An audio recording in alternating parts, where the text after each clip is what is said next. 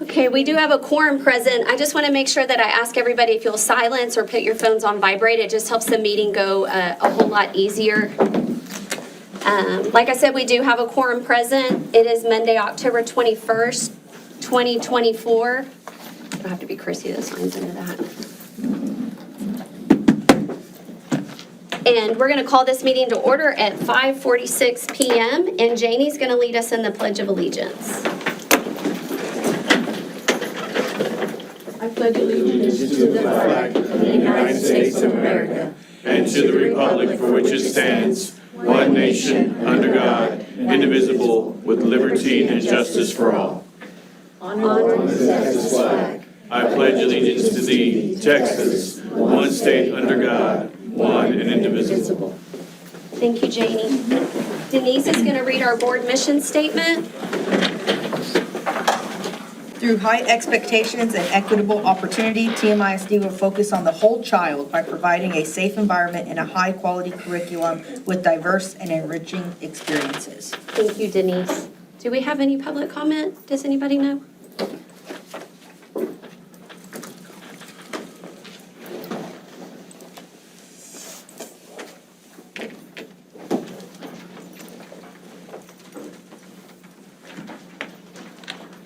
No public comment. Okay. There's no public comment, so we're going to move on to one of our favorite times of the night, and that's our recognitions. And we have some special recognitions tonight. Oh, we're doing the public hearing. Sorry, I'm trying to get to the fun part, and they're making me go back to the public hearing that Philip's so patiently waiting for. It was in the paper. All right. All right, go ahead. All right, good evening, everyone. This is our annual requirement to talk about our first rating, our financial integrity rating system in Texas. This is just the report card kind of on our financials. And just, I gave you a handout just real quick. It kind of summarizes everything. So you can see where our score is and kind of compare us to some other school districts. And you'll kind of see on the second page of that handout, you'll see the total numbers of over 1,000 school districts, what the different grade levels are. There is a decrease in the number of districts that kept the top rating, superior. And then there's other requirements that shows like the value of gifts and everything received by the superintendent and the board members. And remember, this goes back to the 22-23 fiscal school year. This data is 2 years old. That's why the breakdown, and then we did the breakdown of all the expenditures that were paid on behalf of board members during that fiscal year. So that's why there's so many board members, because that goes back to the year where we had change of board members. So that's why there's people on there that have been on board 2 years, because it goes back that far. These are all the requirements for the first. And like the other one is, Mr. Van Meetre's contract is on the web. So that meets that requirement if the superintendent's contract is on the web. Do you have any questions about that data?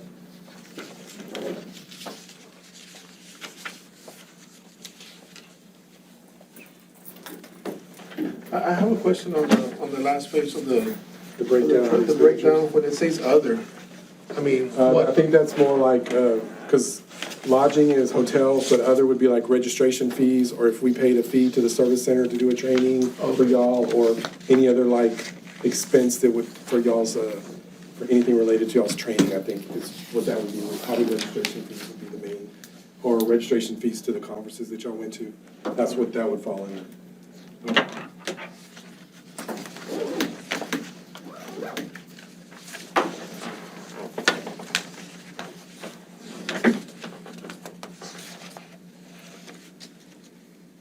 If y'all don't have any questions, I'll go through the indicators really quickly to show how our rating is calculated this year. Of course, the purpose, the main thing here is accountability, effectiveness, efficiency, and effectiveness. So that's what they're crunching numbers, coming up with a matrix to see, to kind of gauge the financial status of each district. It's part of the legislature, and this is what we need to remember. The ratings are issued during this fiscal year 25, and they're dated fiscal year 24, but they're calculated on data from fiscal year 23, which goes all the way back to September the 1st, 2022. So that's what all the data is coming from the fiscal year 2 years ago. And then it's just kind of like a regular report card. A 90 and above is an A, and there's a B and a C, and if you get below a 70, you get an F. And then new for this year, indicators number 5 and number 14, they were on hold, they weren't being scored previously, they're being evaluated this year. And then they added an indicator number 21, has been added, that's new for this year.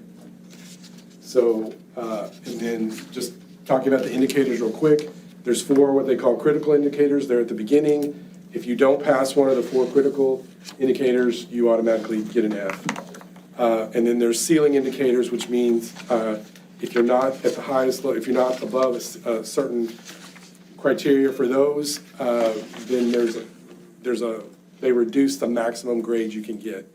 And those are, I think there's 7 indicators that have ceilings. So if you don't hit a ceiling, you still get some points, but there's like, some of them, there's no way you can get an A if you don't meet a ceiling.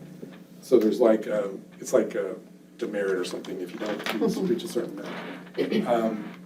Critical indicators, these are the first 4, these are biggies.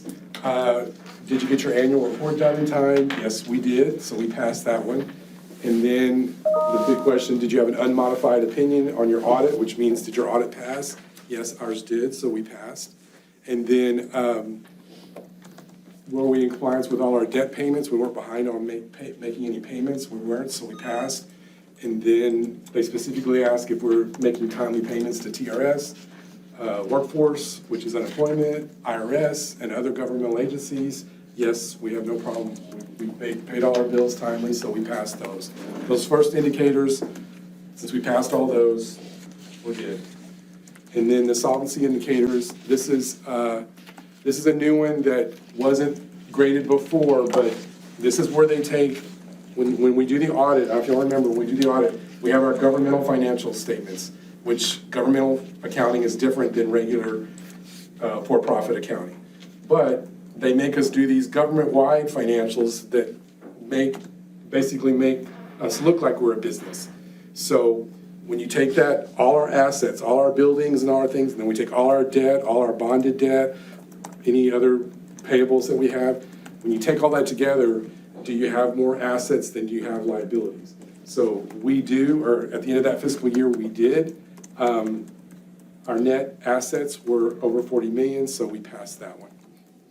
But one thing to remember on that is there's a bunch of liabilities on those government-wides, like our share of the TRS pension liability. Well, they give you credit for that. You get to add that back. That doesn't count against us, what they're saying our share of what the TRS deficit is. And what is the pass threshold on that, Philip? Just, it has to be above 0. Your assets have to be greater than liabilities. And then number 6, this one's where they're looking at your fund balance, and has your fund balance decreased? Has your average decrease of your fund balance for the last 3 years less than 25%? And ours is, it has gone down, but our decrease is only 5%. So we passed that one. 25% is a lot. Is a lot. Wow. And then this one, they're looking at the number of days of cash on hand. And so if, I think they were saying to pass this indicator, to get all 10 points, you had to have more than 90 days of cash. We had almost 153 days of cash. And is that as of September of 23?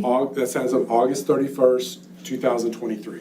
Remember, this is the data from fiscal year 22-23. Right, so I think our fund balance was probably right below 25 at that time, right, somewhere? I mean, it was at 20, but it's less now, because we've had a couple of. Okay, so how does that years. translate? Because 152 days cash on hand is more like 41%. If you translated days, I mean, if you. Well, they just take, I think they were using 365. They take the cash that you had on August 31st and they divide it by 365 to come up with how many days of cash you have. That's where they came up with the number. That's how they came up with the 152.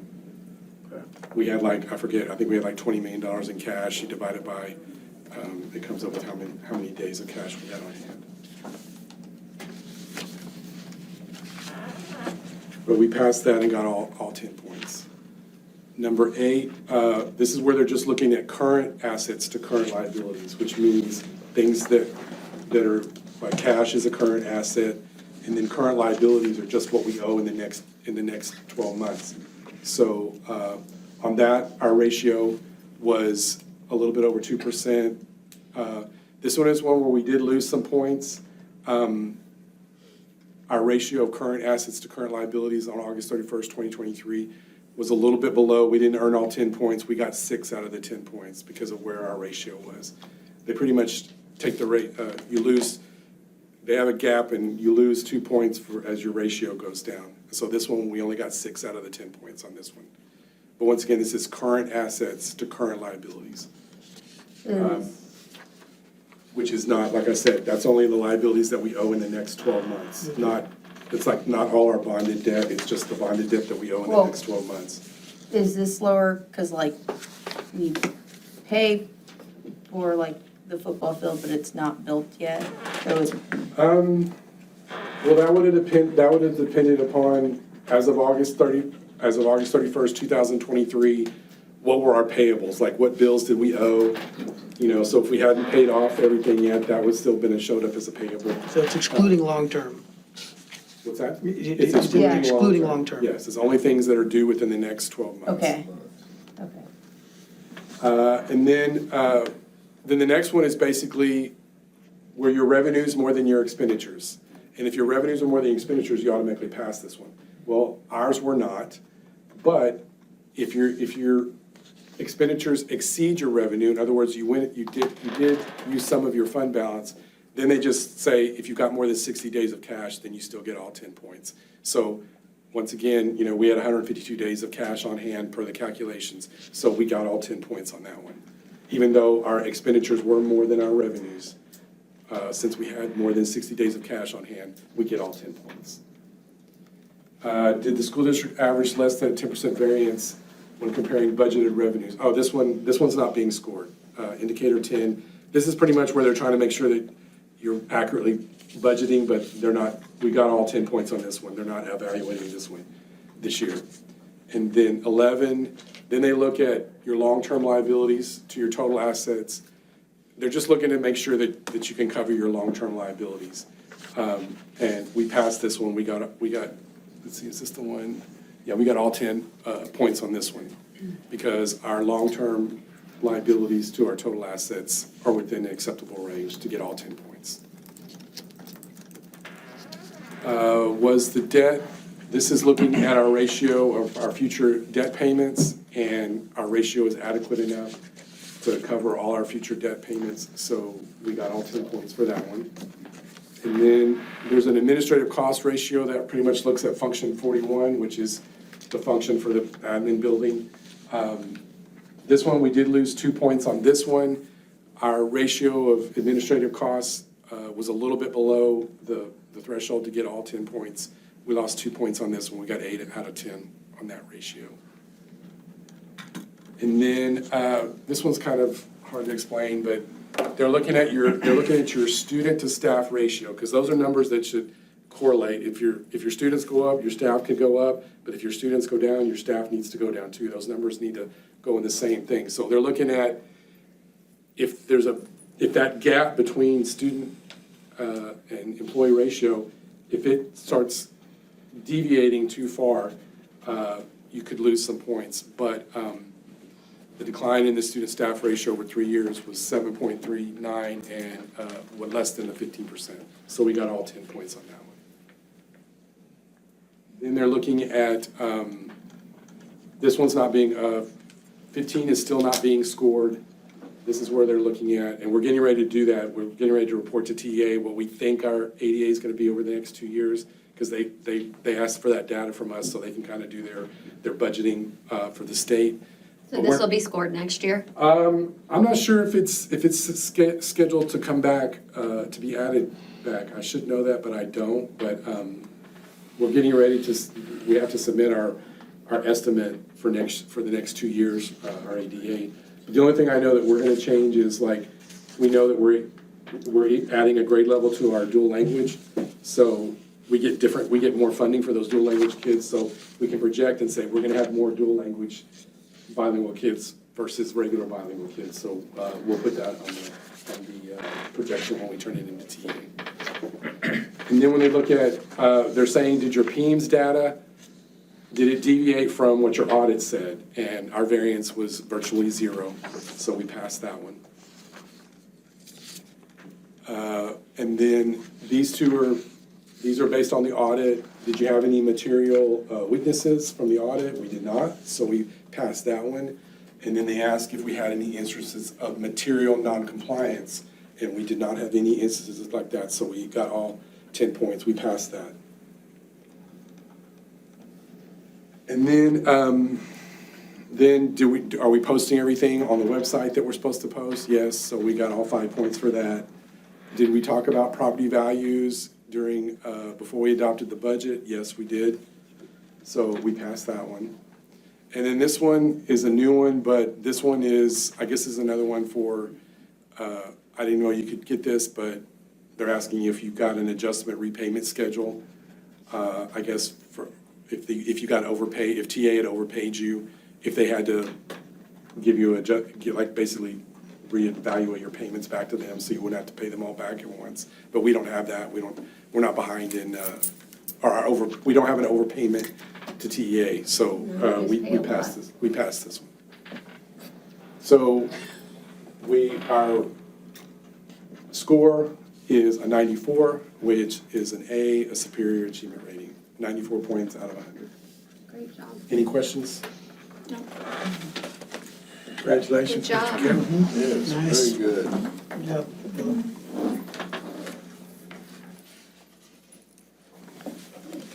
And that's just a report on that. Right. So that ends our public hearing. And there's no public comment, so now we'll move on to recognitions of the staff. Hey, Madam President, members of the board, if you will join me and Mr. Crabtree, you will, you're like the coach of the guests of this.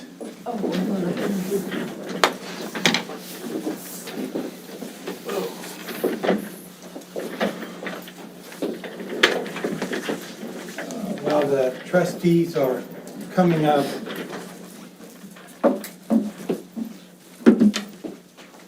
probably our GEMO signature program, and TMISD is our dual language initiative.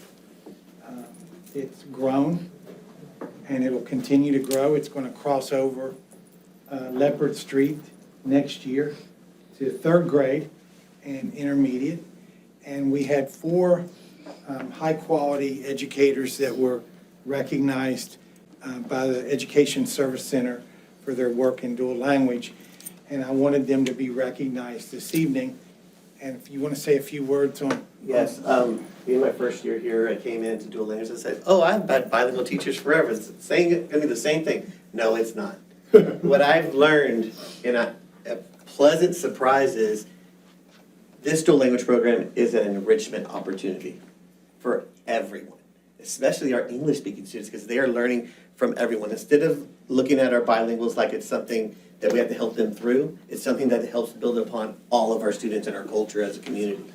So these 4 teachers and all of our dual language teachers do amazing work, but these 4 were recognized for the amazing work that they're doing and the heart that they give to all their students every single day. So I just wanted to give them a round of applause. Thank you all so much. And also, Miss Moody isn't here, but she's a part of that team too. She's in the classroom, she's helping, she's getting me trained, she's getting everyone acclimated, and I'm sure she's gonna be up in intermediate and get them acclimated next year. So thank you to Miss Moody too, who couldn't be with us tonight. But, all right, first up is Miss Barger.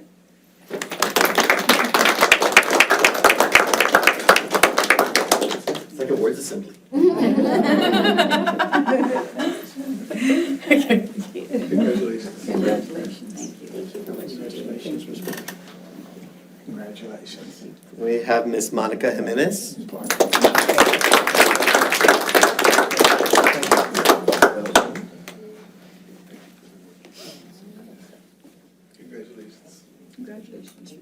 Thank you for what you do.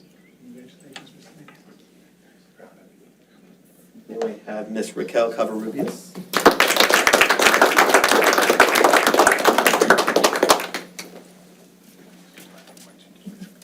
teach my niece Bella, and she rolls her R's and everything.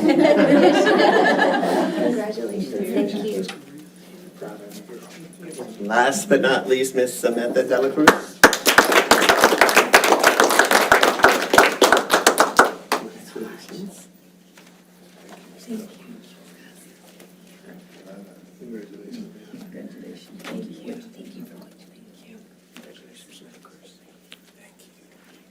Ladies, if you'll come over here and get in front of the trustees.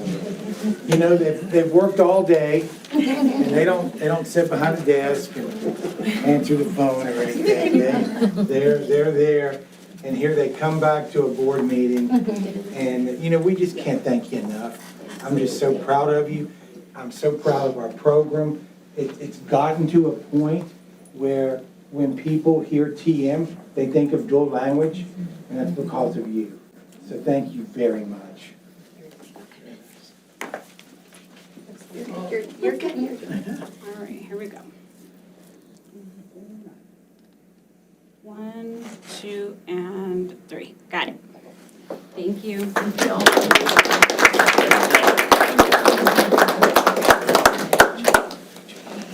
Well, stay here. Hold on, we got one more. Don't go back yet. So, I didn't even know Coach Mendoza was doing this till I was notified, and it just goes to show the type of people we have working with our kids and at our schools.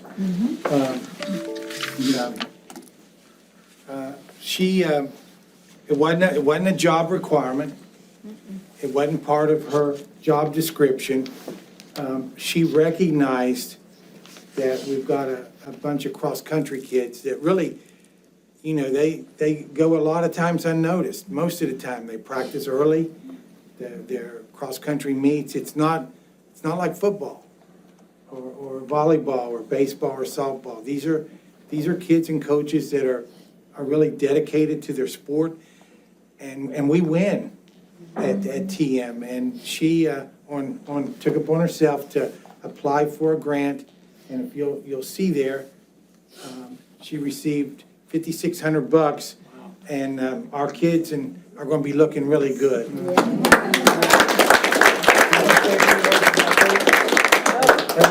Coach Mendoza is amazing. She said that she was going to do this, and I said, go for it. I always tell my teachers, go for it, do it, whatever's best for kids.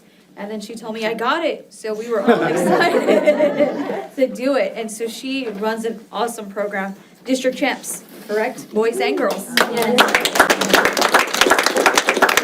congratulations. We're really proud of you.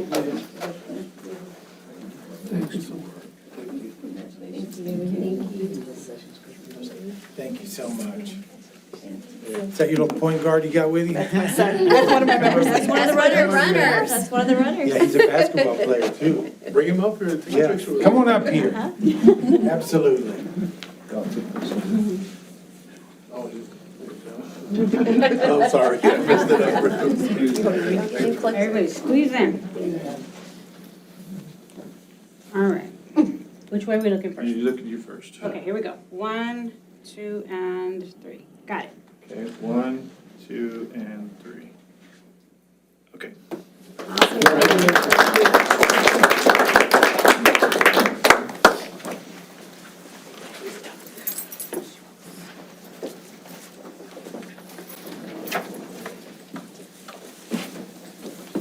We do a lot of recognitions of students in this room, but I love seeing recognitions of teachers because those students wouldn't be successful without y'all. So thank y'all so much. All right, and thank y'all for being here. Moving on to discussion/action item number 1, discuss and consider approval of district improvement plan and campus improvement plans. So don't feel like you had to stay for the DIP and CIP. I want you fresh for tomorrow. But you can if you want. Thank you. But you're not gonna hurt our feelings. Thank you. Bye-bye. Thank you. Madam President, members of the board, this is an annual requirement, Texas Education Agency. We really have transitioned to where we've pay a little closer attention to our strategic plan.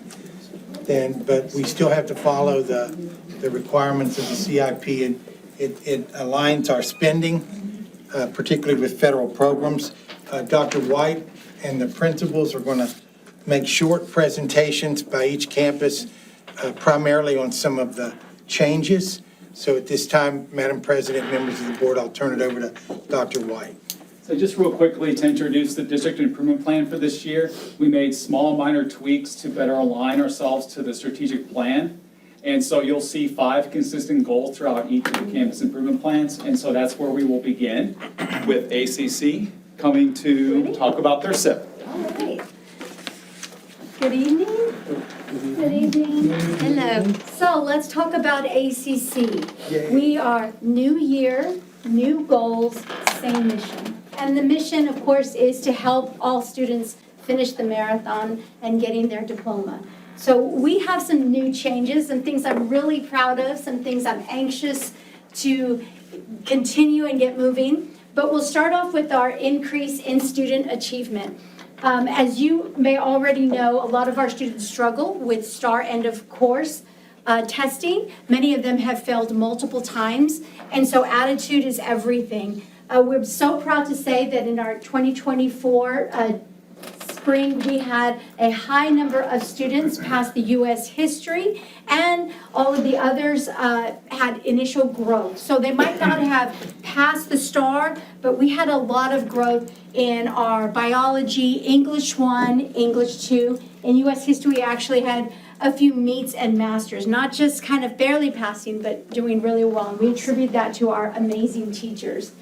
In addition to that, one of our increased achievement, one of the things that we're going to do different is we're going to collaborate more with the high school. There are a lot of things you'll see different this year with Apex, including Apex, which is we used to use Bright Thinker, and now we're moving to Apex, so the student transition from high school to ACC is really smooth. In addition to that, we are work with the student support meetings that we created this year, where it's counselors, Amanda Mugi, our social worker, communities and schools case managers, and our assistant principals. We go over students that are on the radar, students that need to immediately be enrolled at ACC. So that transition to both Apex and these weekly meetings that we're having with the high school is going to increase our student achievement. In addition, it's a lot of additions, we have our resources, our strategies. We're excited to collaborate more with the heads of the department at the high school. What are they doing? What are some strategies and resources at ACC that we might use? And in addition, I'm sorry, I keep saying that. Professional development opportunities at the service centers for our core teachers. So those are the big changes that I'm really proud of when it comes to student achievement. Investing in high quality staff. We have a teacher that we acquired from the high school with over 20 years of experience. He is our science teacher. He has a lot of, he's excited to be at ACC, and he works very well with our students. We have our English teacher, Miss Tiffany Candela, who is bringing 11 years of experience in English language arts. She's doing a phenomenal job with showing student growth. And we have our 2 other teachers who are Algebra 1 and U.S. History. This is our core group of our core subjects, and they have been with ACC for about 3 years. And so they're committed to the students. They know what needs to be done, and so we're real excited to keep them. And we also have teacher incentive allotment, which really has something that has ignited a fire with our teachers. They're learning a lot about it, what needs to be done, not necessarily for them, but for the campus and for the students. So it's just an addition, it's another goal that they have to work hard for. Improve our school climate and campus safety and security. We have a police officer that has been on campus with us every day. We really appreciate having the police officer, not just there to watch the front, but actually to speak with the students. You'll see them in the cafeteria during break and during lunch, investing in our students, building relationships with them, answering any questions. So it's good to see a positive role model. And Our campus climate, I think it's going very well. We meet every Wednesday. My first question during our staff meetings is, how are you? How are you doing? What can I do for you? What can I do to help you? And then we go into how are our students? Increase college and career readiness. This is one goal that I'm really excited about with the advisement of Mr. Van Matry. We will have all of our students graduating college ready with the Texas College Bridge program. And the students will complete English language arts and mathematics, which will allow them to enroll into over 100 Texas colleges and universities ready to go without having to take any remedial courses. As we know, that can be costly. That can also be, it can make students feel, I'm just not ready, maybe this isn't for me. They're completing it. We've had 13 students that are enrolled and 10 that have completed it so far. So we're real excited. That is one of our big goals, to have our students college and career ready. We've had all our military branches come and visit with our students and get them prepared for ASVAB testing. We'll do the ASVAB testing when we finish our STAR testing. And increase parent and family engagement. We actively use Parent Square in our social media. And if you haven't been to one of our ACC celebrations, especially this year, we have a really great turnout. We've moved up our ACC celebration to this Thursday at 9:30. Love for you to join us. We have quite a few students that are ready to graduate and do our little walk. Love to have you there. If not, we'll definitely put up some videos and pictures. So all of these things are the goals that I have for ACC. It does look new. We are making some big changes, but definitely the mission of ACC stays the same, and that's to help every student cross the marathon for graduation. Any questions? Awesome. Please feel free to come by and visit anytime. Thank you. Ms. Chopper, the biggest changes I see is the relationship that your campus has with high school and Yes, staff. yes. It's incredible. Thank you. We are very excited and very fortunate to have the high school and our principals helping each other out. We collaborate very well, so I'm very grateful. I have a quick, how is it tying in with the campus academy at the high school? Well, okay, there are a lot of things. The difference between Compass Academy and ACC specifically is Compass Academy students are STAR ready, and that means they have passed the STAR test already. About 90% of the students that we have are not STAR ready, so they need to come to us for those STAR intense classes. Okay. Yes, sir. Thank you. Yes, sir. A great clarification. All right, high school. How's it going, everyone? We're going to talk to you specifically about some initiatives we're starting this year. As many of you know, we started testing students in December for both Algebra 1 and English 1. English 1, with their remediation program, showed tremendous achievement. We were able to get a lot more students passed. With Algebra 1, we did see some growth, but it wasn't enough to make us feel comfortable. Although we've had the highest STAR scores we've ever had, but we're greedy and we want more. So one of the things we're doing is we have purchased, or I guess we are purchasing a curriculum that is being made custom for us, that's taking students back from 6th grade math till now, because it's the gaps that they have. It's not necessarily they can't do the algebra in front of them, they just don't know how to do it because they missed something.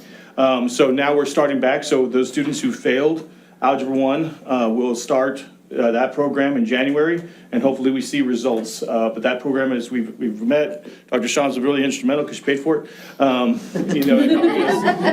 Get the right person in charge. So she'll be coming, our person we're consulting with, she'll be coming to help the teachers teach the curriculum as well. So we're really excited about that, helping getting our math scores up.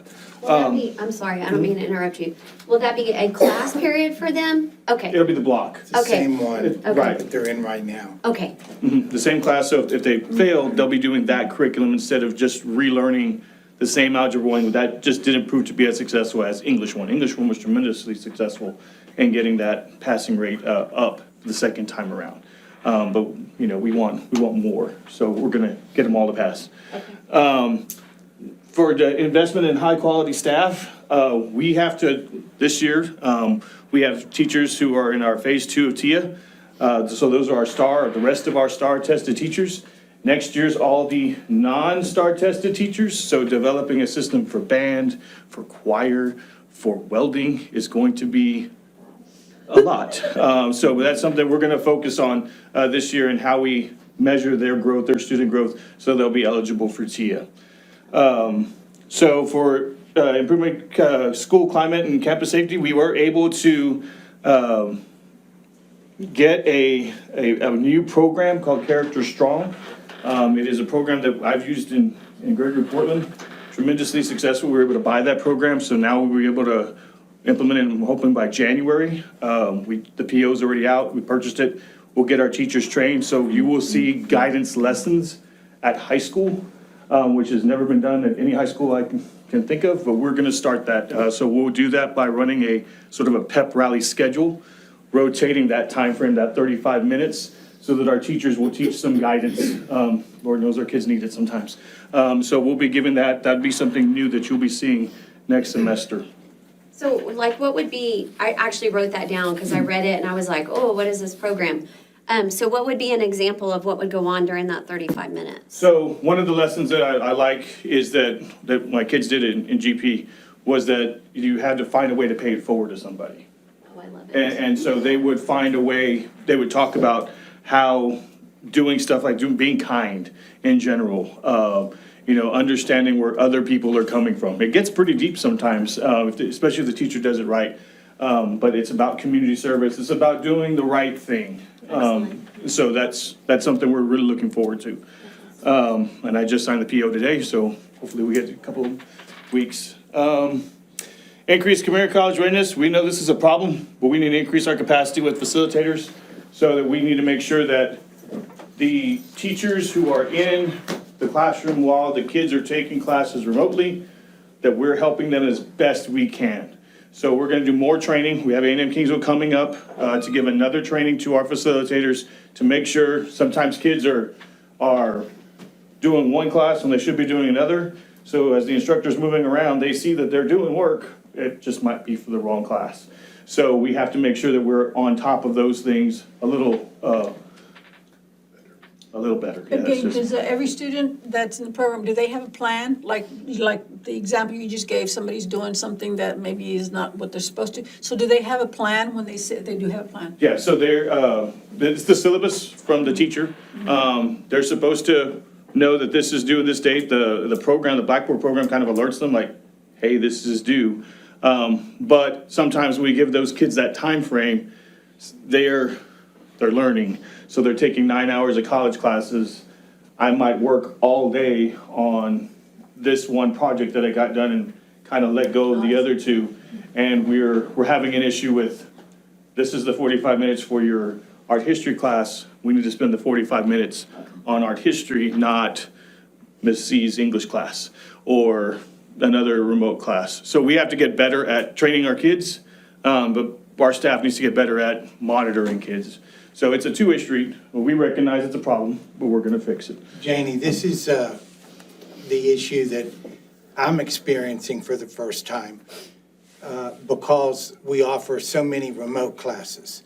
And remote classes with 15, 16-year-old kids, it's not a good formula. No. The college classes where we have adjunct professors, the Covarrubias, that crowd, kids are being very successful. It's in the remote area that we're struggling.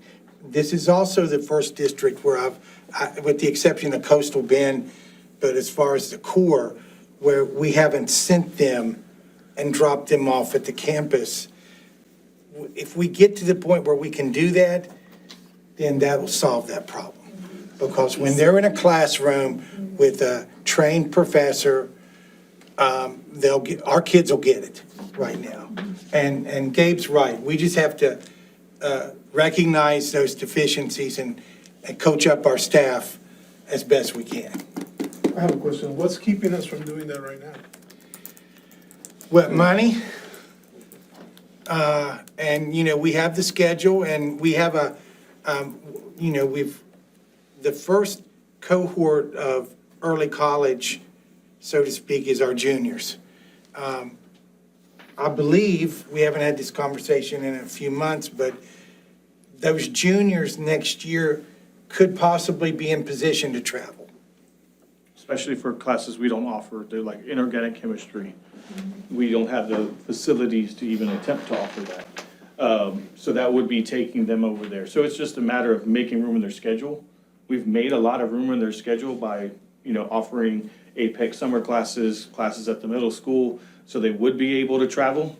But it is taking 200 kids every day, then having there by 8 when you also have bus routes for Patrick. And there's, athletics gets involved and all of those things. But some really positive things happen when you place a high school kid on a college campus, because they start acting a little bit more mature than what they do. And sometimes going to room 212, even though it's a college room, it just doesn't seem the same as going to Rhodes Hall and Kingsville. But that's our goal. And that makes sense, because we started 2 years ago. So the kids are just now, next year, gonna be at the classes. Have room enough in their schedule to Yeah, do something. yeah. Makes sense. And then our last one, we were able to send out a parent survey. They gave us some good feedback on things we needed to improve on. One of the big things is how do we improve on communication with our parents? So we're looking at ways to do that. The Parent Square might not be enough, Facebook's not enough. I mean, I'm sure if you look at our Facebook page, everything's on there, but it's still not enough, because we have a lot of parents who say, I don't do Facebook, or I don't do Parent Square, I'm not signed up. So how do we manage that and fix that? That's what we're working on. Is there a different way to get it out there? How do you do it now for those parents that don't do? We have to send stuff home, and sending stuff home with the high school kid, might as well just have, it doesn't get there. Then they get out of the room. It's a nice paper airplane somewhere.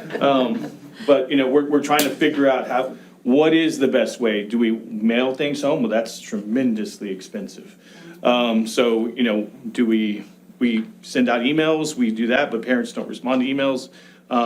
So it's a challenge, but we're gonna try and Have tackle you it. thought about hosting evening for the parents Yeah, at the school? we've had events. We're hosting the trunk or treat this week. I mean, not for certain, I mean, for the school information that needs to go out to the parents, Like an informational meeting? exactly. Yeah, we tend to do that whenever we have like a open house, and we usually have one in the next one. We'll do a course selection, and parents come for that, but those are also the same parents that We're on Parents. are Parent Square and have. It's how do we reach those hard to reach parents, or the parents who are working oil field, or those that are, there's an issue, there's a problem. Maybe there's a language barrier that we're not True, aware of. as well. Yeah. Maybe something needs to go out in Spanish also. So that's one thing we're trying to tackle as well, is how to come up with whatever new way we can come up with to try and get a hold of our parents and it's not, I don't think that they want to be, it's hard, like on my phone, I can put like, I don't want to receive any calls unless they're in my contacts. Well, that just destroyed the school because they're not a contact, you know what I mean? So how do we get that message out that saying, hey, make sure your child's phone is in the contact list so it doesn't go straight to voicemail? It's things like that we're gonna have to improve. And hopefully parents will be able to meet us halfway. We can find a good platform where we're able to get stuff out. But like I sent a message today about trunk or treat, and it only went to like 490 people. That's all we have left in Parent Square. So, Wednesday's pickup's gonna be fun. But, we're working on it. Can Parent Square go out in Spanish? Yeah, it's a translator. They can translate it directly It through. translates. If their home language is, it just does That's awesome. it. They can just, that's awesome. Okay, good to know. That's high school. Any questions? No, I like the new program. Thank you. Okay, good evening. My big focus has always been STAR, our academics. So I want to send the best product up to high school. So basically, we start with the first one, increase student achievement. I want to increase by 3% on meets, masters, and approaches.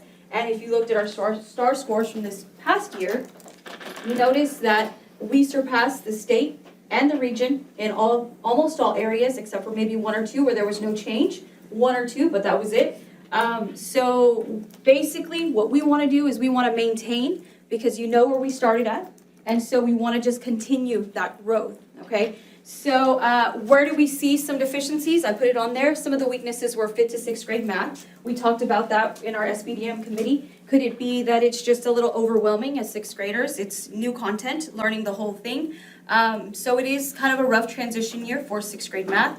As a former math teacher, it is difficult for our students. 6th to 7th grade math, there was very limited growth. So those are our areas of concern this year, and that's what we're going to hit. We're going to focus in on.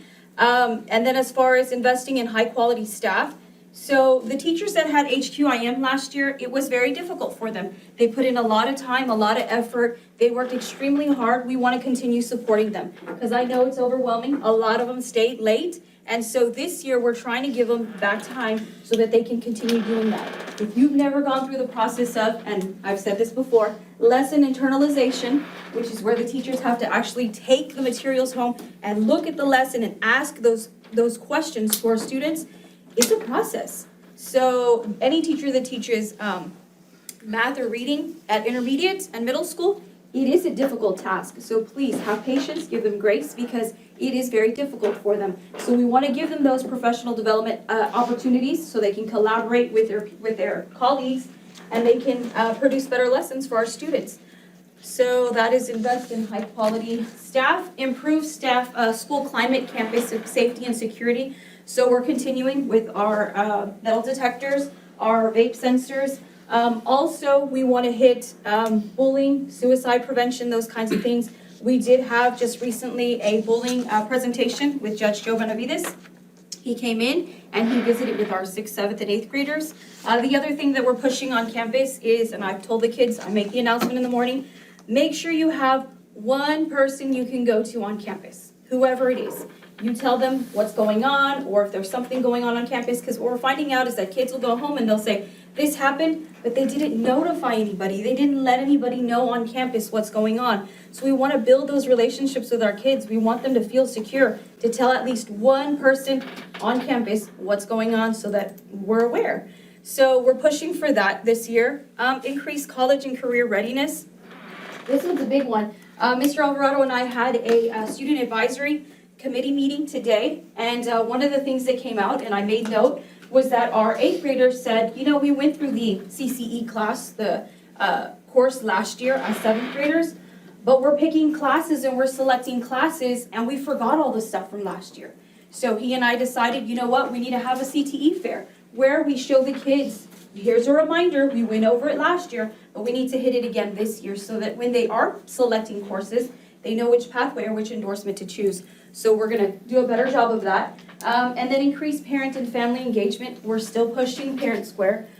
We look at the dashboard. I look at the dashboard all the time.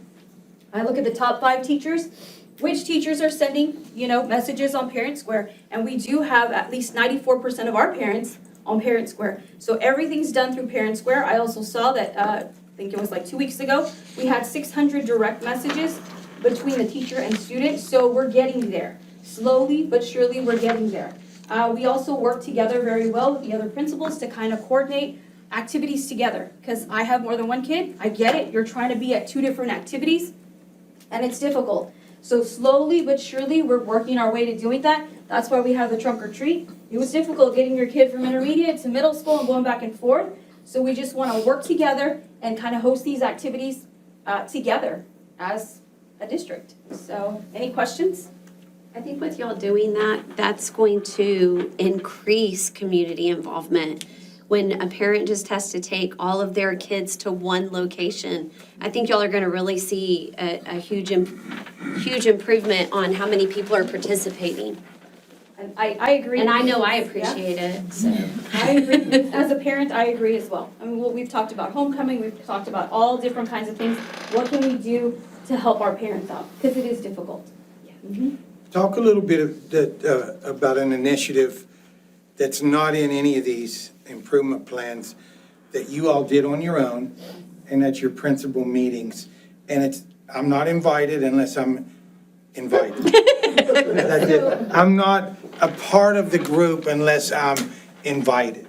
So you want to talk a little bit about that? So basically, we meet every so often and we get together and we kind of sit and do exactly what we just talked about. Okay, this week we have this going on. How do you do it at your campus? How's it done at this campus? And so we'll just sit there and brainstorm, and somebody will type notes out, okay, this is how it's gonna go out, and we're gonna send communication all out at the same time. So we're big on that, and I think it helps. In years past, we were kind of, let's be honest, kind of all over the place, right? So it's this week, what is due this week? What do we need to do? How are you approaching this at your campus? And so it helps us keep everyone in line. As far as when it comes to, when we talked about data, what are you presenting this week? What does it look like? Where's the template? What are you addressing? So it helps all of us, especially we have 2 new principals, so we're helping each other out, get through the process. One thing I did leave out, because that also reminded me, we also have data walls. We started at the middle school. We've had electronic data walls, and there's something about electronic data walls. You see it, and then you close it, and it goes away. Well, this year, we had magnetic boards at middle school. We had them at intermediate, so I decided, you know what? I asked Ms. Tierney, can you go ahead and print out magnets and label each kid? And I want to see that kid move as we go along, test by test. So there's something about the teacher moving that piece versus just seeing it electronically. They can see You're the seeing kid the moving. success. So we did that. Ms. Tierney did a really good job. I said, here's my vision, this is what I want. And she went, she did it for us and put it together for us. So you're gonna be able to see a kid that's, Red. what we call a red kid, that's below approaches, and see them move.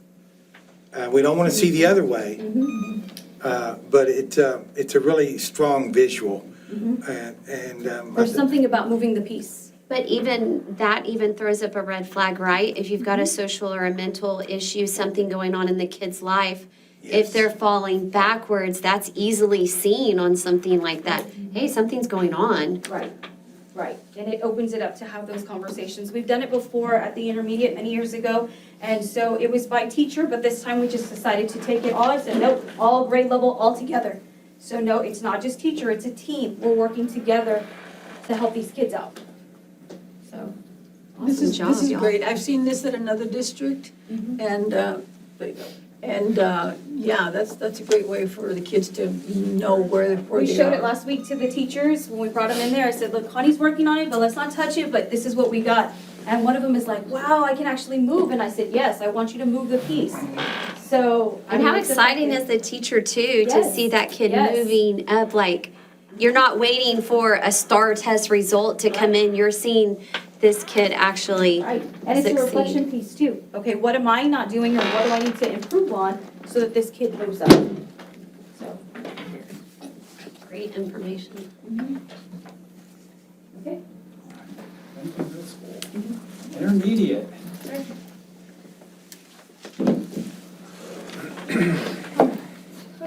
Good evening, everyone. All right, so we're just gonna kind of follow with everybody's lead with our campus goals, obviously to increase student achievement. We have a lot of work to do with the intermediate, y'all. You know, we do, and we've taken some of the teacher feedback in trying to be creative in creating some of the schedules, some of the things that they have asked for. And then when we really take a look, this HQIM, right, that high quality instructional material that Ms. Arias was talking about as well. Officially, this is year 2, right? It started last year. However, it really is year 1. Last year, you know, it was the first year, the 0 year for them, everybody to kind of get acclimated to it, for our teachers to buy in. And it is, the rigor's there. It's difficult. It is a lot more difficult than what the kids were used to and what our teachers were used to teaching. And so I think now this year, you know, it's year 2.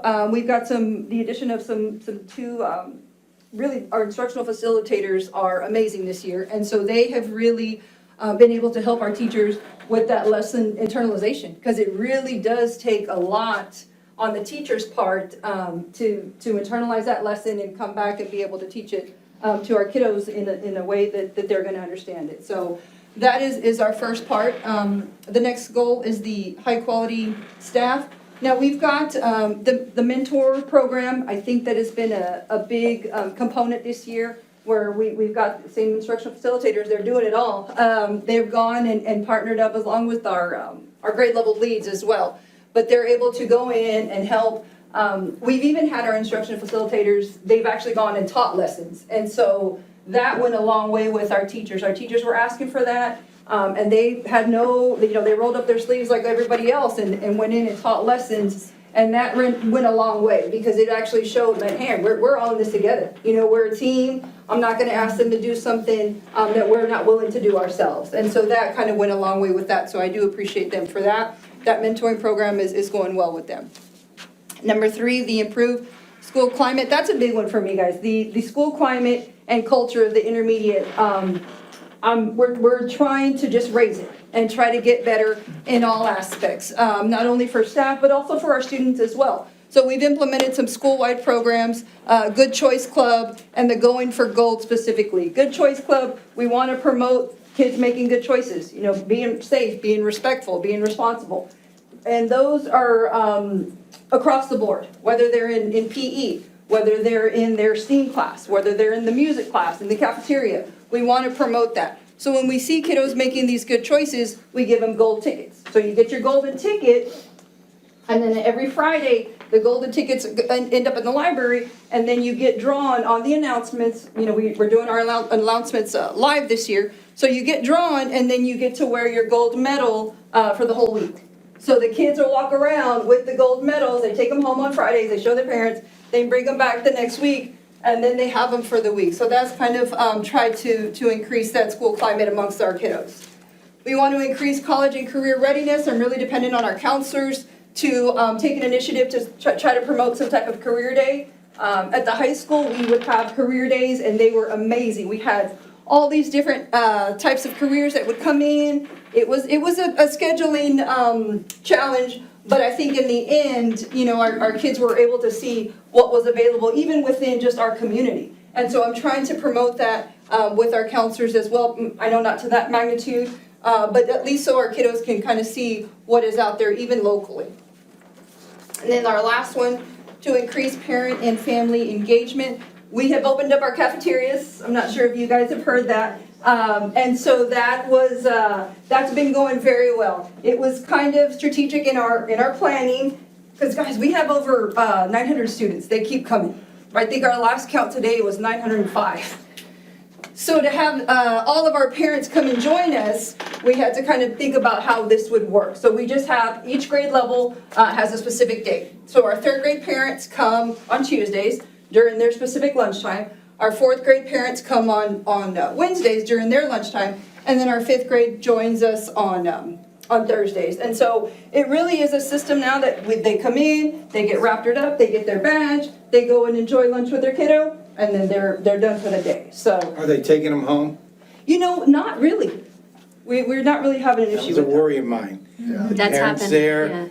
And let's just chill this afternoon instead of get some reading in. And you know what we have seen is that we have a designated dining area for our parents. So they're not in the cafeteria with everybody else. So we have a specific classroom that we've turned into our dining area. And it's actually also our communities and schools office. So our communities and schools representative is in there during that time, meeting the parents, kind of being there, trying to, yes. So we're trying to all get it all in one. If our parents are there, hey, let's use our time wisely. So, and I think that's helped because they're kind of specific, and then the kiddos, when they're done, they're ready to go back to their I class. think David may have more of an issue than you do. I don't know. We have no issues. No issue. We have 50 to 60 parents a day, but no issues. And they want to bring the whole family. So that's kind of, we've had a couple of days where it's standing room only. But you know what? We'll take it. Whoever wants to come and join us. I could feel that our parents didn't feel like they were partners since we had COVID and Yes, the sir. safety issues. So I applaud both of you because it's not easy. Yeah, kudos, absolutely. I really appreciate the initiative. Yes, sir. And the parents are gracious as well. As they're, they do everything that we ask them to do. They're waiting in line till they get checked in. And we have our officer kind of in the area as well. And so as they leave, they turn in their badge, and they always, appreciate that they have that opportunity to come on campus. Well, it was a custom. I mean, before COVID, you had all these parents, at the school at all times, volunteering, lunch, everything, right? So then now, and the young parents remember that their mom and dad used to have lunch with them, so they want to do the same thing. Yes, sir. And it's been shut down. I hope that the middle school, I'm not trying to put pressure on y'all, but I hope the other campuses do the same thing, because That is what we're missing. We're missing the parents back in the school district. And it would take us, it'll take the district a long way forward if we allow the parents to engage with their students or with their kids again through the school system. I think it would. No, I agree. Yeah, so It always did. I applaud you for that. Before COVID and everything, I've had multiple parents ask me why they do it, why they explain to them. And they kind of understand, most of them do, but when are they going to open it back up? You know, and I applaud y'all for doing this because of the fact, just as Ben had said, it involves the parents, and we want more parental involvement in our district. Yes, sir. And this is a good pathway to achieve that.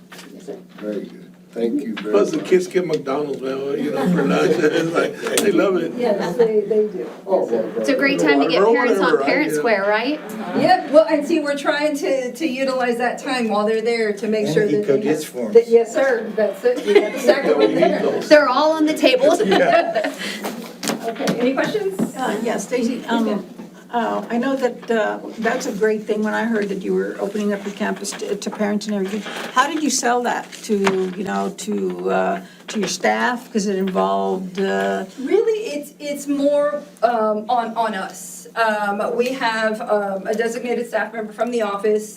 She comes and we had to get the Raptor downloaded on a specific laptop with the label machine, so that way it's mobile. So really, that's all kind of in, myself and one of the other assistant principals are there, because it gets a little, not time consuming, but we just kind of have to stay on track, like, you know, who you're here to eat with, and sometimes they don't know the teacher, they don't know the lunchtime, they just know they're in third grade. So then that takes a little bit of time to look up who the specific student is, we get the time, and then we go and like, hey, I need, you know, this kiddo from this particular class. Hey, somebody's here, and sometimes they don't even know, and they're super surprised, and that's what we're missing, you know. they still have the same amount of time for Yes, their. ma'am. The 30 minutes, yes. And sometimes, you know, the parents, the ones that get there early, this is why it helps to have a specific designated dining area. Because if they get there early, they just go in the room, they pick their spot, and then they wait for their kiddo to come in.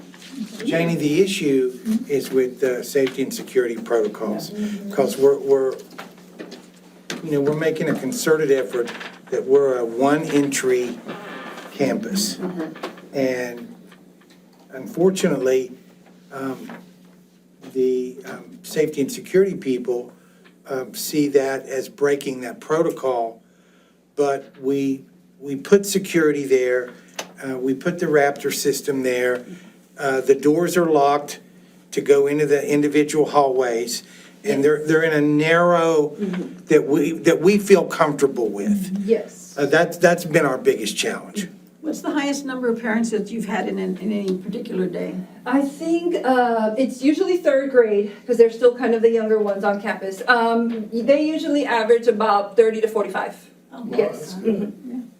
So. That shows And then that they missed birthdays. it. Yes. If it's not and then your your, special birthday lunch. Yes. Yes. So if it's your kiddo's birthday on any day of the week, we come on in and have that. And like Mr. Van Meter said, we actually transformed, I'm not sure if you guys, I'm sure you're familiar with the intermediate, and where Ms. Helscher's classroom was, it was kind of right there near the cafeteria. So she was gracious enough to move her room into a different part of the building, because that's when we went round and round. How are we gonna get all of our parents into the cafeteria, walking through straight the middle of the school? I mean, the cafeteria is way in the back. Yeah, you're right. Yes, and so coming from the safety and security issues, it was like, man, that's a long way, especially when we've got 30 to 40 parents, you know, a day coming in, our poor officers. So that's why we were able to set up, you know, we got the approval to set up during that lunchtime that the parents are there. The officer, he's on guard there at that door 10. We have the mobile Raptor system, everything's there. They don't even go into the cafeteria. It's like, boom, you come into that class to the building, and then the dining room is right there. And that's a pretty big room, too. It is, and so we've got 3 sets of cafeteria tables, and then a couple of other extras there as well. Wow. So that's how it's been. Yeah. Did Ms. Helscher get a bigger classroom? Sir? Did Ms. Helscher get a bigger classroom? She did, and actually it benefits her too, sir, because she has all of her groups, her drum club, her Voices of the Wind, and so she's got more room in this new area to practice. Awesome. Primary school. With lunch, our biggest group, I think we had about 75 set families at one time. But ours are in the cafeteria. And we have a whole row and back booth, like Whataburger in the back and everything. But I just wanted to add to that because what I've noticed the biggest change, well, I wasn't there last year, but I've been around kids for a very long time in schools, is the amount of empathy our parents are giving back to us. When they see the kids and the energy they have in the cafeteria, and it's organized and it's very to the T, but they're like, They feel Oh. sorry for you. oh, they understand now why we're so structured. We say line up, don't get out of line. They're like, we have to be this way in order to hurt our cats. You know what I mean? So I've seen the empathy increase in our communication and everything. The parents are much more understanding of our whys now. Before we were so diligent about how we were going to do things, and now they seem much more outgoing and ready to participate in that. To start on our increase in student achievement, our end of year map data looked really good. It was the highest it's been in a while, but that wasn't enough. We still want to increase 3% in our math annually, especially our second grade every year, so we can give a great product to third grade, because that's star ready. They cannot leave the intermediate behind. They can, but it's going to be a much harder path for them going forward. And I am so glad to see, we saw the data this week, or last week, and it showed our third graders overperform where they have historically been, and they start the year way stronger. You'll see that next month in Okay. November. And it's just, y'all have heard about that summer gap? They come back and they're like relaxed and they don't pay attention and they fall back. It's even higher when they transition buildings. So anytime you move from building to building, you get that little dip and you got to kind of get them back there. So it's really exciting to see where they're coming from starting off the year and how much growth they're going to make, because we have to own that. Every third grader who goes to that building, they're our babies, and that's our responsibility. So one of the things we're really looking at in areas of strength is our math instruction. This is the second year of Eureka Math and that new curriculum. The teachers were hesitant to start. It was something new, something different. And I think they learned a lot through it. And this year they hit it hard. They're already going, they're internalizing lessons. They're doing all the things they have to do. Thank you to Ms. Sham, Dr. Sham. And the exciting thing is next year we're going to a new reading curriculum. And Mr. Van Mitch, you guys, how are they feeling about that? How are they feeling about it? They're fine. Because now they know that it's a process, and they're going to have support along the way, and it's not going to be something Walk the scary. board through why at third, fourth, and fifth grade, we did both math and reading, and at primary, we did 1 year math, and then next year we're doing reading. Walk them through that. Well, I feel the reason that you have to search that is just what we talked about before. It's something so new. And the reading is so different for them, and they need that time to really dive in deep for the math, learn how to set up their curriculum, learn how to do those things, and see that it is achievable, that you will get growth through this process. So now they're buying into that program even stronger. Because throughout all this, what we're really looking at is foundations. Primary is foundational. I hope I answered your question. Well, his teachers teach everything, Yes. reading and math. And the intermediate, they're departmentalized. Yes. And we just felt it bit too much. Yeah, that would be a lot. Yes. So, like I've taught secondary and I've admin for secondary. They have 50-minute classes, 45-minute classes. They're on to the next thing. Here, our teachers have 2 hours for reading a day, 90 minutes for math a day. So we can dive really deep into this instruction, and we're going to talk about that in a little bit. And that's a part of our strengths. And our weaknesses, thank you, you can go up a little bit, is, you're gonna see a lot of things on resources, and because of attrition and people leaving and everything, that's what we need. We need those more reading supports and everything like that. And we're gonna get those back very soon. And also, you're gonna hear this a lot, is increased student attendance. Our average attendance has been about 94%. District goal is 95. That's not good enough. The issue is, in the younger grades, historically, you have younger parents. And especially in your pre-Ks, it's the hardest to get the parents to bring the kid to school. The kid wakes up and sneezes, they keep them home. These are younger parents with more engaging lifestyles, and they take their babies everywhere still. They think it's, someone have it's a daycare, right? No, you are in school, you need to be in school. So you'll see a lot of posts about attendance and reaching our goals and celebrating with donuts. And every 9 weeks, we have a big celebration for attendance. We post it outside the building, we post it inside the building. It's on our daily announcements. They see me on the computer. We're celebrating those things so that student attendance and maximizing that instructional time. Invest in high-quality teachers. The mentor programs we're doing, our PLCs, we're investing in it, and really investing in our intervention teachers, our reading specialists, dyslexia, special ed. These teachers are so foundational to our students because at this young age, if they get a year behind, it can be very detrimental at this young age. Because these students come in at 4 years old, and in 1 year, that's 20% of their life. That's a lot of new information. Those neurons are firing, and we cannot afford to get them any further behind. So these interventionists are pulling a lot of weight. Improving school climate and campus safety and security. This is a huge thing on our climate surveys, on the parent surveys, is clear communication. They want to know their kids are safe, they want to know they're learning, and they want to know what's going on. Our parents do respond. I mean, we have the babies, they want to be there, and we invite them in. Parent Square, we have 99% of our parents reaching that. I send out a weekly s'more, I don't know if y'all see it, it's our monthly newsletter. I have over 2,000 hits on it every single month. We only have 780 students. So that means they're sharing it with grandma, they're sharing it with grandpa.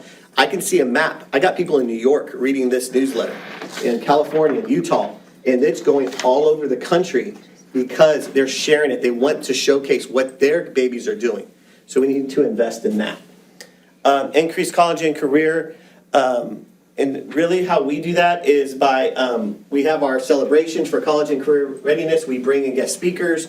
We let them know that there's workforce and there's careers out there and really introduce them to that while they're little sponges and they're soaking all that in. Increase parent and family engagement. CIS is new and we have our CIS case manager. She's doing great work. She's already learning. It's really hard to get parents to come into the school. So I said, you gotta go outside the school. You gotta bring them in. And you got to give engaging things for them. We are having, like I said, watchdogs, watch moms. We've already had 20 moms come in and work with our students. We've had about 5 dads. I told the dads at the last PTA meeting, y'all need to step up. These mamas are beating y'all. So they started to come in more. Like I said, there's a lot of things to work on, but it's all in the right direction. We're setting a very positive foundation for our young students, our young warriors and Cherokees, every single day, that they can achieve, that they can do things, that they can get involved in clubs and organizations, that they are a part of TM and what that looks like in the future. We're very excited for our young ones. I have a question for you. Yes, ma'am. You mentioned that at your level of getting the kids to come to school. Do you have a plan or do you have an idea of how to get those parents to become more engaging and? Yes, ma'am. There's many different stories of why. There's illness, there's the lack of knowledge, they don't know the importance of it, we have to bring them in. We're going to their houses, we're bringing them in, we're asking them to volunteer for programs and letting them see what the day looks like. And it's just educating. And I hate to say young parents, but that is the majority of those who are missing, and say, hey, it's like, this is what happens whenever you miss school. We don't want to go to the judge. We don't want to come in and sign in every single day, because that's going to set the tone for your child in their love of school. You know what I mean? Mm-hmm. So we make sure that when they are there, we celebrate. If the mom starts bringing them, we call them and say, thank you for bringing them to school today. They're learning so much. I send them pictures of their kids that day, and a big smile on their face, and they start to get it. So we know when the dips are coming. I think we all, as principals, can contest to that. There's certain months that you get more. And we as principals have to create an engaging environment and special events. For instance, that week in January when we come back before livestock, we're having our field day in January. Why? Hey, it's not 110 degrees. 2, it'll get the parents to bring them every day. Great idea. And for one thing, I don't like going out in 120 degree heat index, so let's do it when it's a little cooler. And we'll have something else at the end of the year. So it's just creating that engaging, inviting environment where they can come in. And it's kind of shocking me because the parents come up to me like, sir, we've never gotten to do this before. I go, what? I was like, just come into the cafeteria and sit down. And I was like, we need to make that the norm. Yes. That they are welcome, that this is your school too, but we're gonna do it the safe way. We started doing the background verification forms and all that, and not one parent has complained. We have a very strict rules in our cafeteria. When you walk in, this is where you sit, this is how you sit. There's rules, don't take photos of all the kids. Like a lot of, and I don't like do nots, but some things, it's like, no, we're gonna do it this way. And every parent's like, good for you, no problem, sir. And they're willing to do it. And they're like on our side. We're one team. We're not against each other anymore. So it's exciting. That's the way it ought to be. Yes. Yes, sir. The thing that I heard when you started off, that I've heard from everybody that has started off, is how y'all are working together. And, you know, when I was growing up, it was No Child Left Behind, right? Yes. And we can all be honest with each other and know that there were kids that were left behind. I see us, it's actually exciting to sit here tonight and listen to all of this, because I see y'all not leaving a child behind because of the way that y'all are working together. And they've got to be successful on your campus in order to be successful on the next campus. And wow, were those elementary kids, how much further ahead they're going to be than our high school kids are right now. So that's exciting. And not to mention, it's the little things like Coach V and all the coaches bringing over the high school kids in the morning, and they're seeing that and they're high-fiving them in the morning. It's just creating the part of it, of that camaraderie, and like, I do belong. I don't have to be in football. I don't have to be in the robotics club to do this. I can be anyone I want to be, and I'm still going to fit here. And that's what we really want to instill in them. And that also goes for the parents, because sometimes they feel like they're outsiders amongst the group. So keep bringing them in and showing everyone has something to contribute to TM. Yeah, great job. Vertical alignment. Love it. Okay. Madam President, members of the board, it is the administration's recommendation that the board approve the district improvement plan and campus improvement plans as presented. I have a motion. Do I have a second? Because it's good. Keep it up. Fine job. So I have a motion made by Paul and a second by Ben of the administration's recommendation that the board approve the district improvement plan and campus improvement plans as presented. All those in favor? None opposed? Motion carries 6-0. Moving on to number 2, presentation of the special education program. Madam President, members of the board, we have our new special education director, Ms. Buckert, to give an update on our special education program district-wide.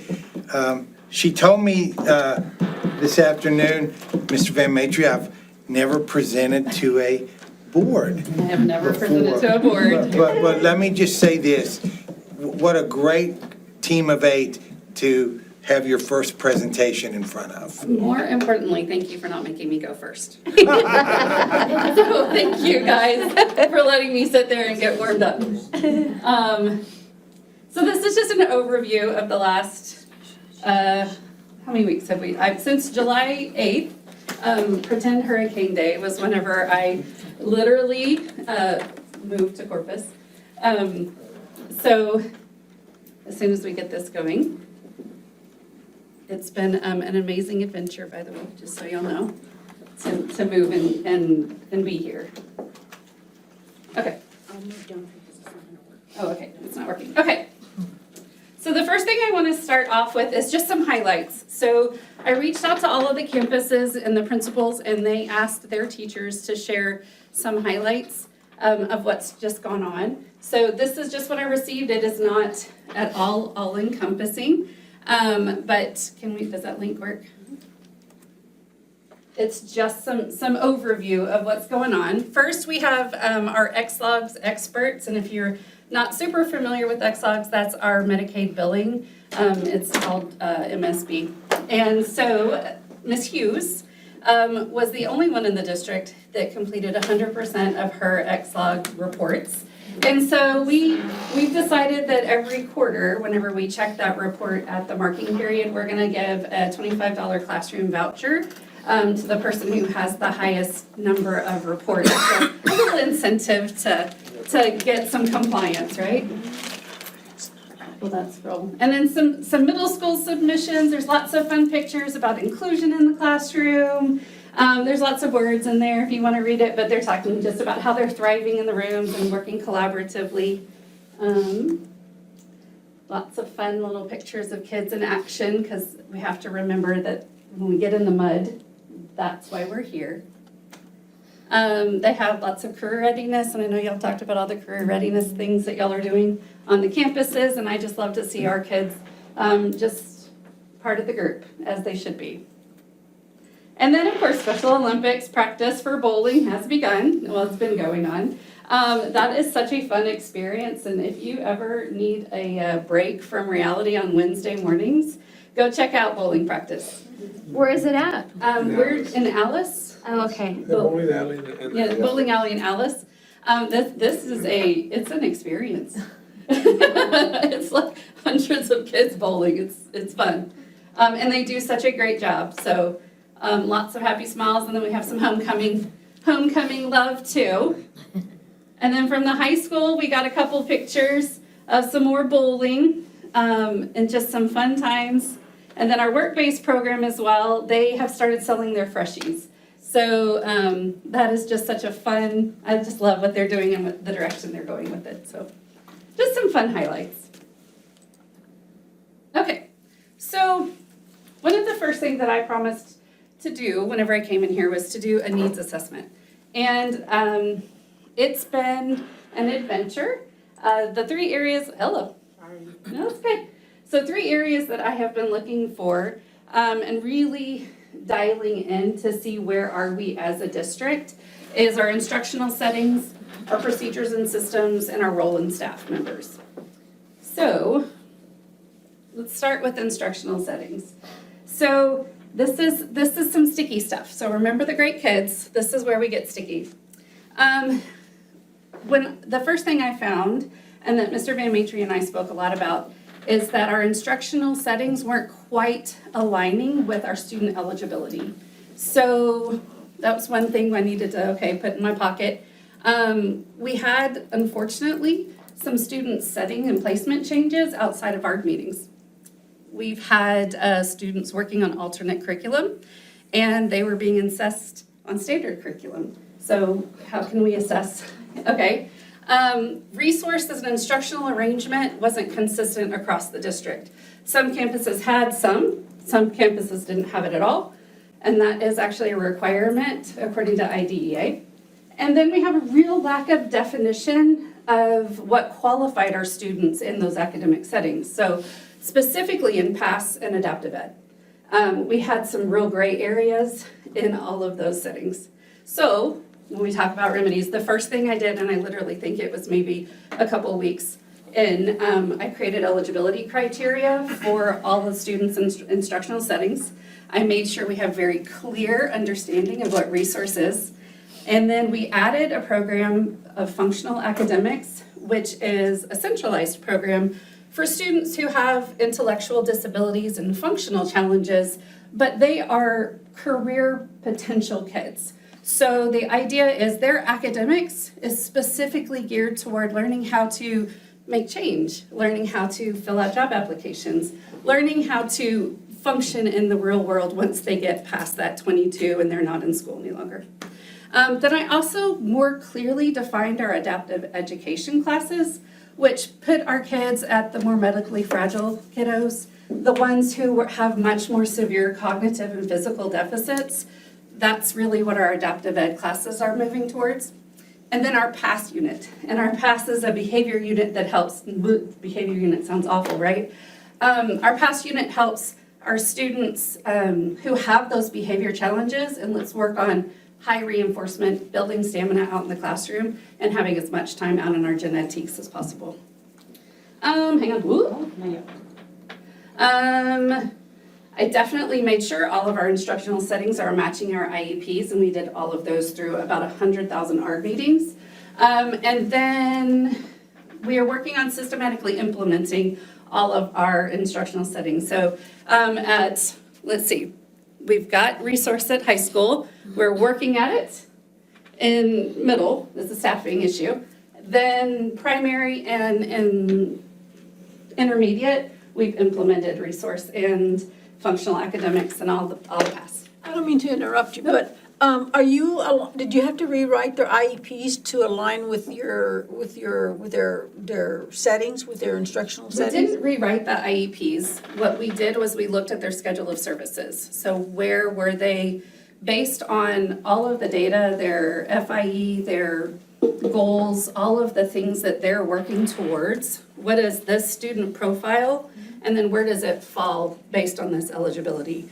Essentially, we didn't change any of the specially designed instructional piece.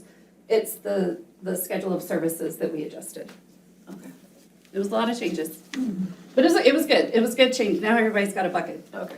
And then more importantly, we looked at how all of our members who are facilitating ARD meetings are going through STAR Alt2 curriculum criteria. So what is it that qualifies a student for STAR Alt? That seemed to be one of the big sticking points that we have. Let me ask, You bet. go back to this question. On the IEPs, you're saying you didn't rewrite them, but, so you have to adjust something, right? We did. You're We did. adjusting it, but how involved were the parents in adjusting these IEPs? We called every single parent. I think if we had maybe one or two who did not show up to ARD meetings, but everyone was notified. We did nothing without any parents' involvement. So every single parent was notified.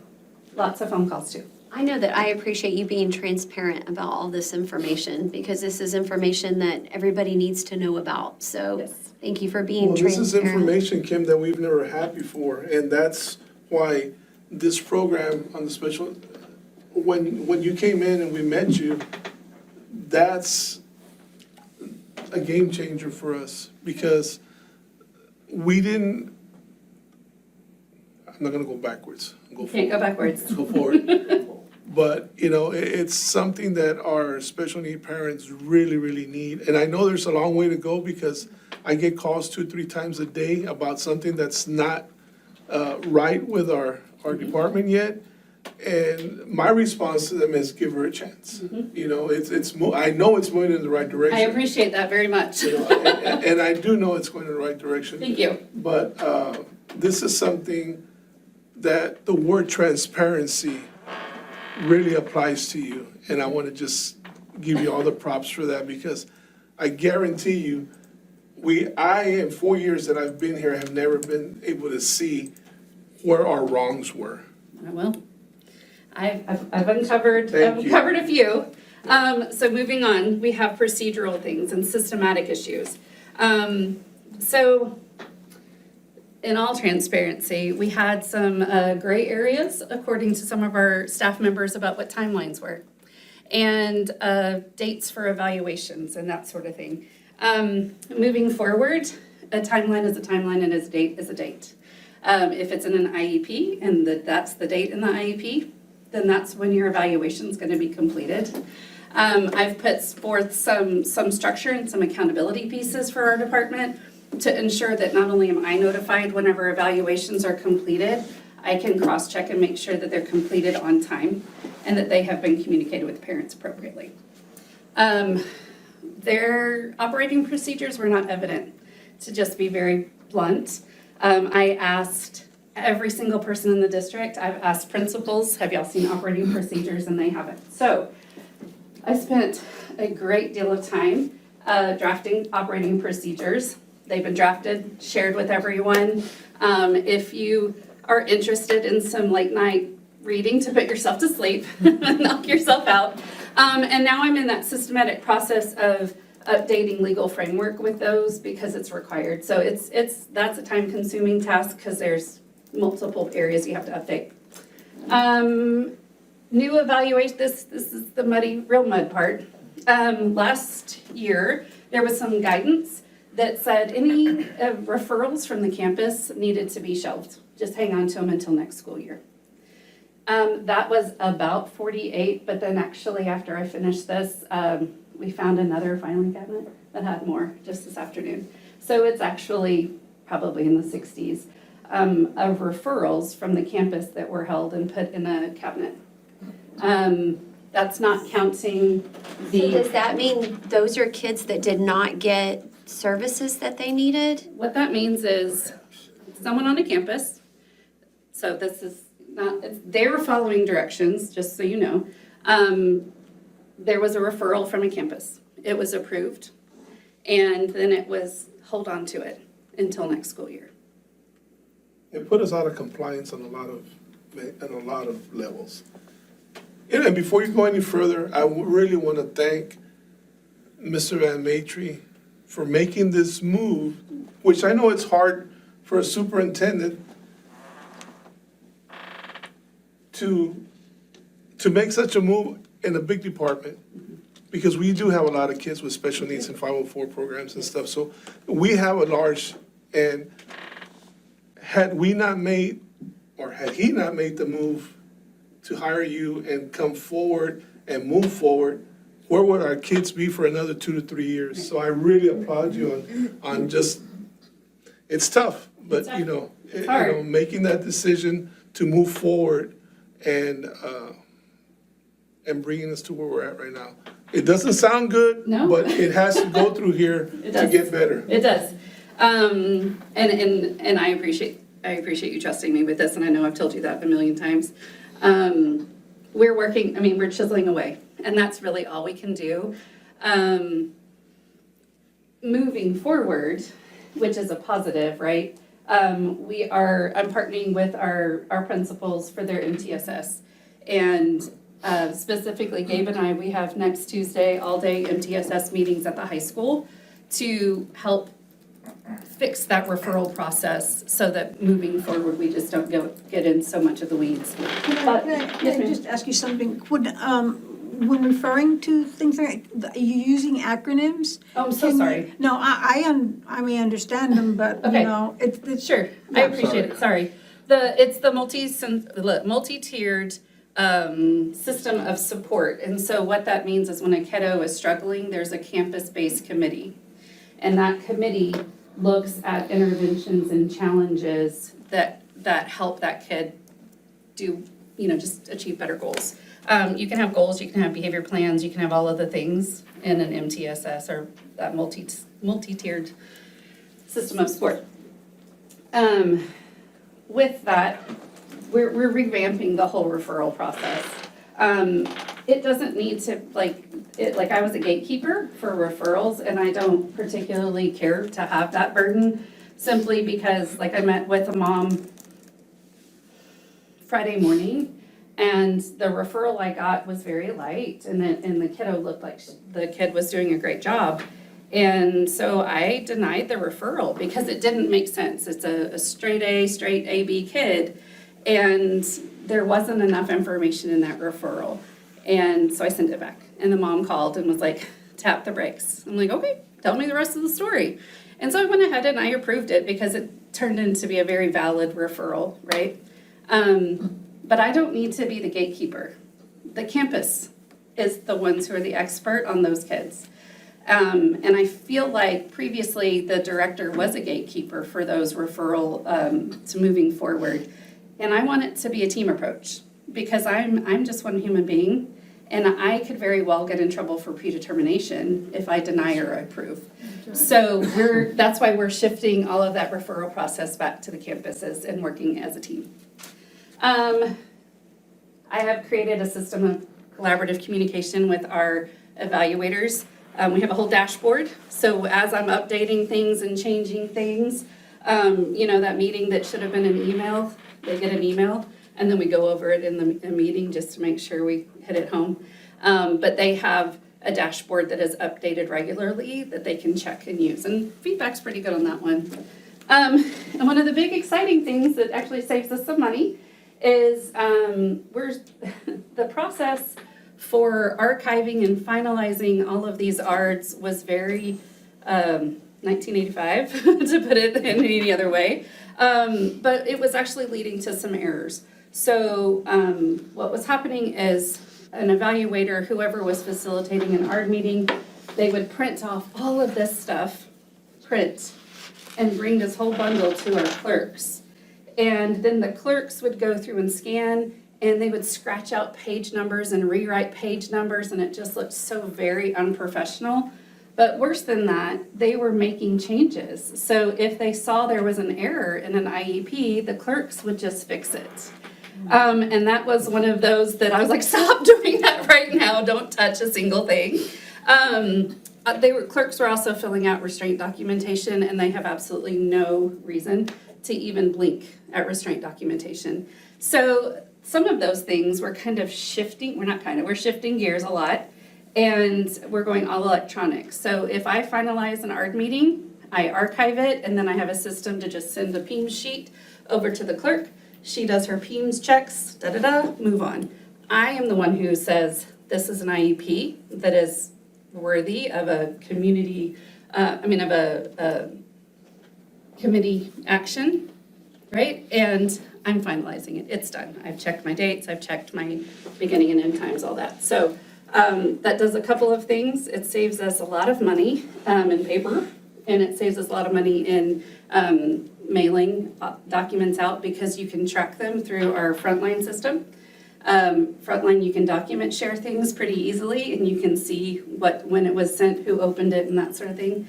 And the parent reception of that has been pretty good lately. So it's just a process that we're shifting and changing. We're also going to use more of the program in 504 and in our MTSS. Okay.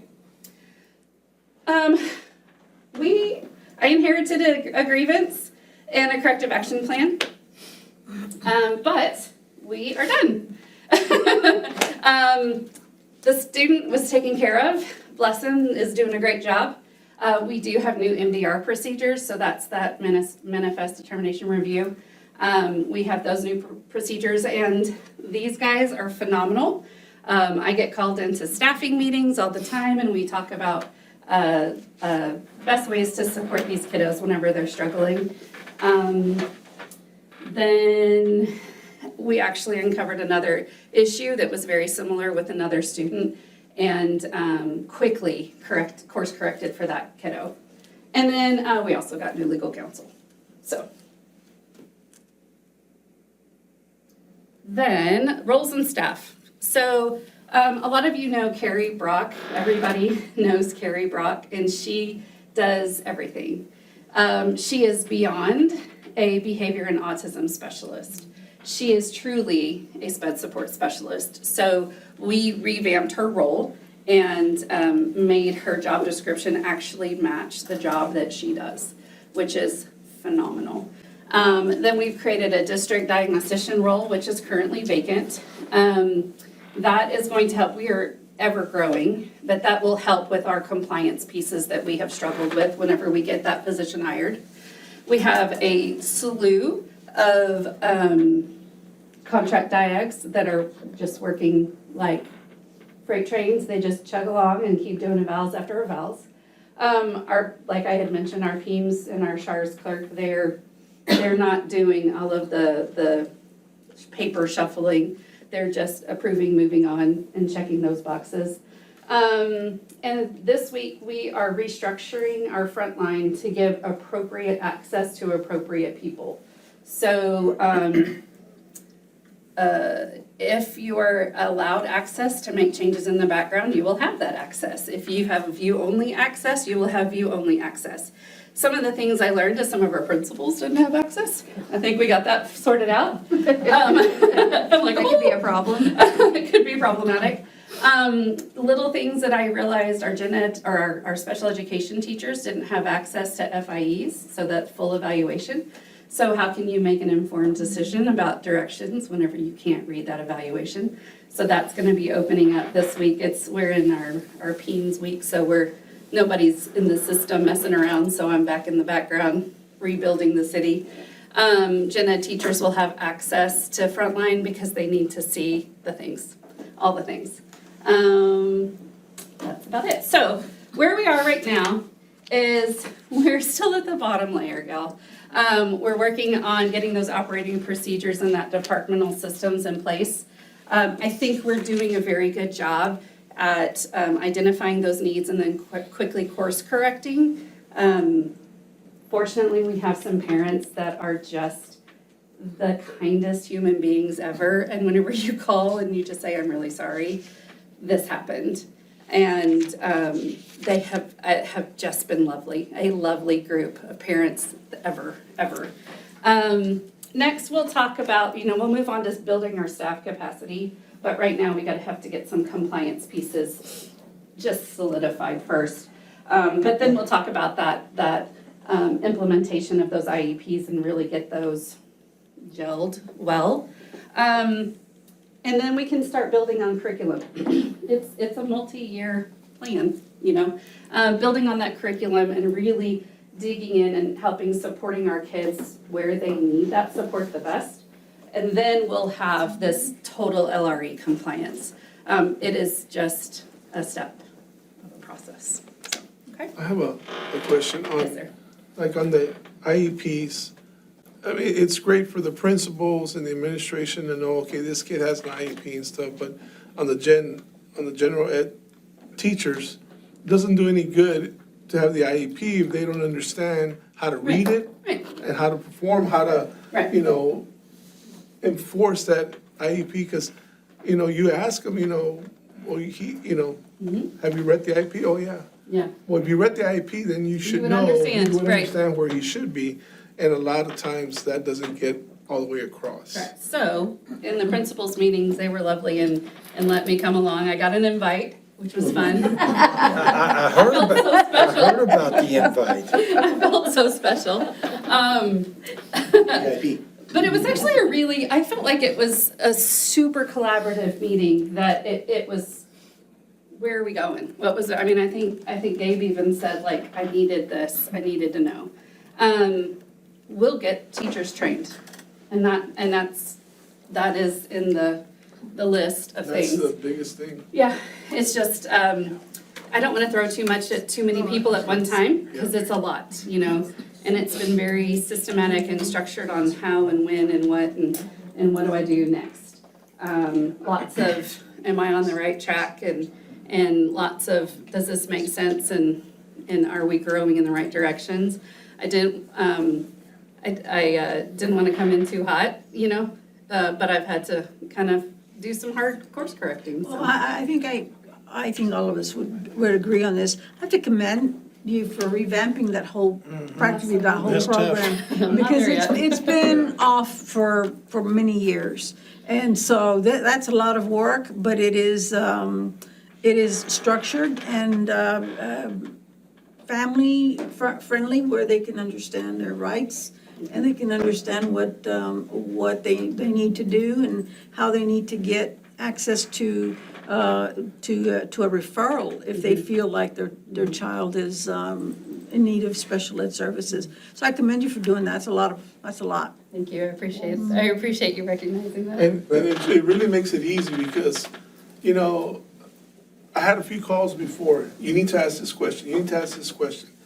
I can call them back and say, you need to see the film, you need to see the board meeting because you've answered a lot of the questions that the people are asking, why are we not here yet? Why are,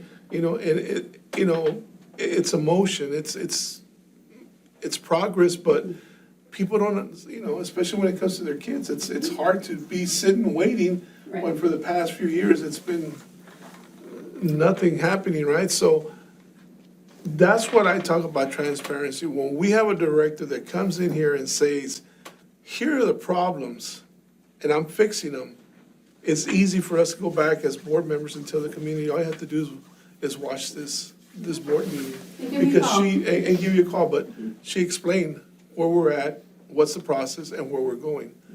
3 simple things that we need to tell our community members, it makes it a lot easier. I will say, just to clarify, so all of the stack of referrals, we made sure that the referrals that had consents signed, those were the first on the list to be evaluated. And I think we're mostly through with all of those.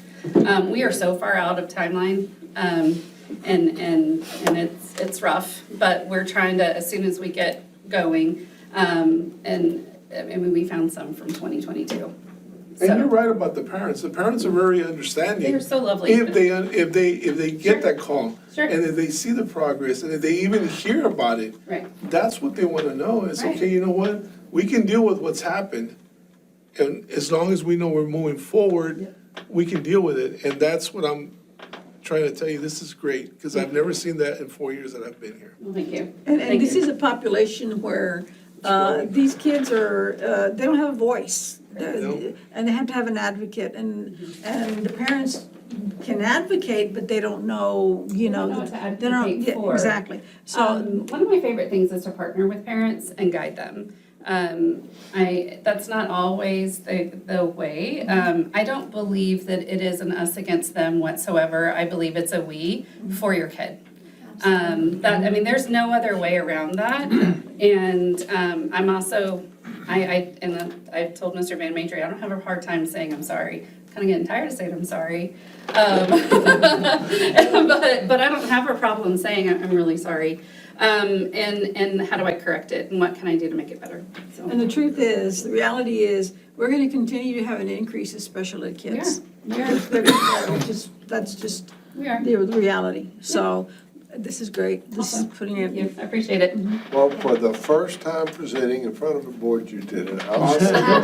Thank you. And Absolutely. I will say the same thing. I do appreciate the openness and the fact that all the people, all the right people are getting on the bus, and the driver in the seat is making sure it's getting done and getting to the right place where it should be.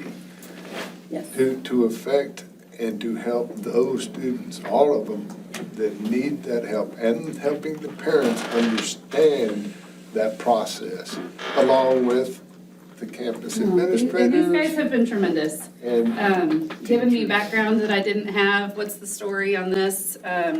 It's hard moving in when you don't know anybody and you don't really know, where the Whataburger, I do want to know where the Whataburger is. When you just don't know the things. They have been an amazing group to help me get acclimated and elementary also. most of Midway's a family. It is. Yeah, we don't always get along, all the time, but that's the way families are, but True. we're there to help. And True.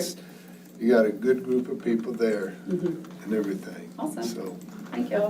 I commend you on what you've done thus far, and for your presentation, that was outstanding. Thanks. It was not my first time presenting, just to a board. We're just like you. Thank you. So that was presentation only, no board action needed. Moving on to number 3, discuss and consider a proposed amendments to the TMISD District of Innovation Plan, the DOI. Madam President, members of the board, it is time to do a little course correction amendment to the District of Innovation Plan that's gone through the DEIC committee led by Dr. White. So Dr. White, will you take us through this? Sure, 60 seconds or less. Bringing everything back to December 13th, 2021, if you can recall and you're on the board, that was the time period that we were bringing the DOI plan for the first time to you all for approval. It is almost 2025, and it feels like we were bringing that plan to you guys yesterday. And so tonight, bringing it to you for the amendment, kind of speaks to the longevity of the plan itself, knowing that we've had it for a couple of years now. We are going to be coming up on the renewal of the plan, and so I just want to say prior to recommending for approval that the amendment phase of the approval doesn't replace approving the renewed plan when the time comes in the next year and a half.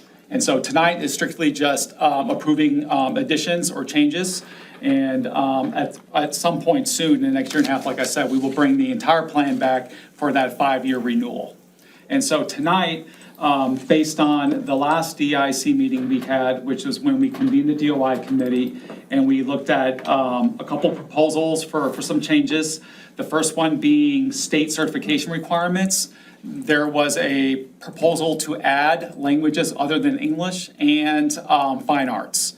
So you'll see within the handbook, the plan, very little language is changing, just adding LOTE and fine arts, just in case or in the event that we may need it. It doesn't mean we have to use it, it just gives us that flexibility. And then number 2 is a complete new flexibility to a policy for T-tests, which involves student and learning objectives. And so this one is involving us wanting to better streamline how we are evaluating teachers and have that aligned to teacher incentive allotment rather than student growth from T-test. Have that student growth piece be aligned to teacher incentive allotment, because as you've heard tonight already, there's just lots of good positive buzz and chatter about teacher incentive allotment and what can I do as the teacher to position myself accordingly to get the biggest payout. And as campus principals and the entire district is looking to find new and better ways of supporting our staff, one of the proposals is to streamline student growth, remove the redundancy from T-test, and allow that focus for student growth to come from teacher incentive allotment. And so those are the two changes being brought to you tonight. The LOTE Fine Arts Edition, and then the removal of T-test slow, so that focus can be done in teacher incentive allotment instead. And can you talk briefly about the process of going through district, the DEIC? Sure. The simple process for this, rather than having going through step by step like we did the first time to get the plan approved, anytime there is a call for a change or a proposal for some sort of change or update, we just reconvene the DOI committee, which in our district, that's the DIC. It's synonymous with itself. And so we just called the committee together. We had about a 2-hour conversation about these proposals, and some really good feedback came out. I will say that not everything that got proposed got approved by the committee. There were 3 proposals.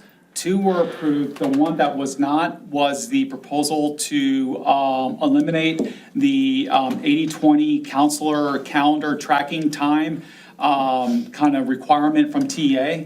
And so the initial thought was to bring that as a flexibility for campus principals so that they could utilize that counselor any which way they need to, even if it is kind of counterintuitive to the 80-20 rule. Again, all about that flexibility and what that campus needs and what that principal needs to do on their campus. But as the committee heard that, their concern was that if there's too much flexibility or just the simple fact that TA has gone out of their way to implement what we would maybe consider a bit of a rigid policy with trying to keep track of time and assure that counselors are spending 80% of their time working directly with students, 20% of their time working indirectly. And so because it's a newer policy, because our teachers want to have that assurance in place that our counselors are going to spend 80% of their time with students, they did not recommend bringing that one forward tonight. And so we kind of held that one back. There may be a chance in the future where we relook at that, but that was one where we spent lots of time analyzing and discussing, but just couldn't agree and felt it was in the best interest of the district to stick with the current policy from TA on that. And so that was one meeting, about a 2-hour conversation where we reviewed, analyzed, discussed, and then of the 3, we approved the 2, and that's what we're recommending for you all's approval tonight. And that's all the process really requires for us to meet. After, if and when this does get approved, the last step is just to make those updates available online and to notify Commissioner Morath that those changes have been made and to send in the new updated handbook. Are there any questions? I only had one question. Was it a reconvening of who was initially on the DOI board, or did we backfill some of the positions? So to really answer that question more specifically, because when the original committee was brought to the board for approval, it was DOI committee. We never approved any new? Yeah, it was never anybody new, and because we kind of used the DIC as a placeholder for the DOI. Essentially, our DIC is the DOI. And to really answer your question, we do have about 2 or 3 members still on the committee that was with us when we originally did the plan. So that really helped kind of expedite conversations and to kind of bring everybody back to where we were about 4 years ago.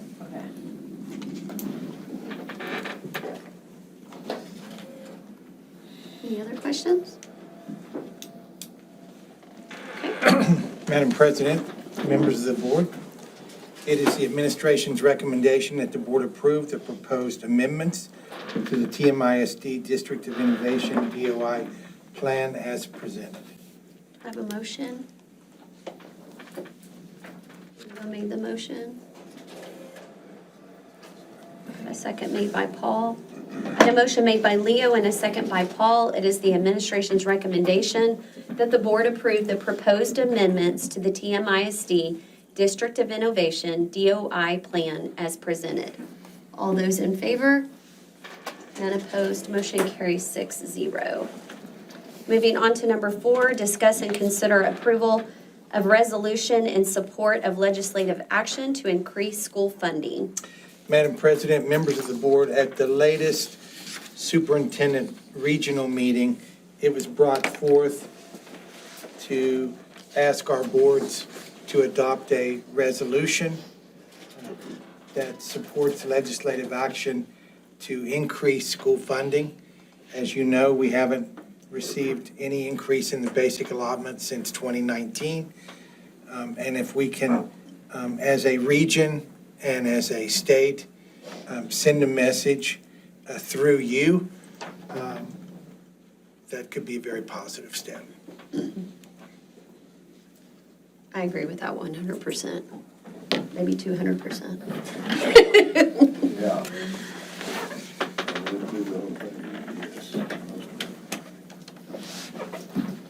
Anybody have any questions or concerns? Okay. I'm going to go ahead and read the resolution and then we can vote. Resolution in support of legislative action to increase school funding. Whereas the Texas Constitution, Section 7, Article 1 mandates the Texas legislature to establish and make suitable provision for an efficient system of public free schools for the preservation of democratic values. Whereas a strong public school system is essential for Texas to develop a well-educated workforce and maintain its position as one of the leading economies in the nation and the world.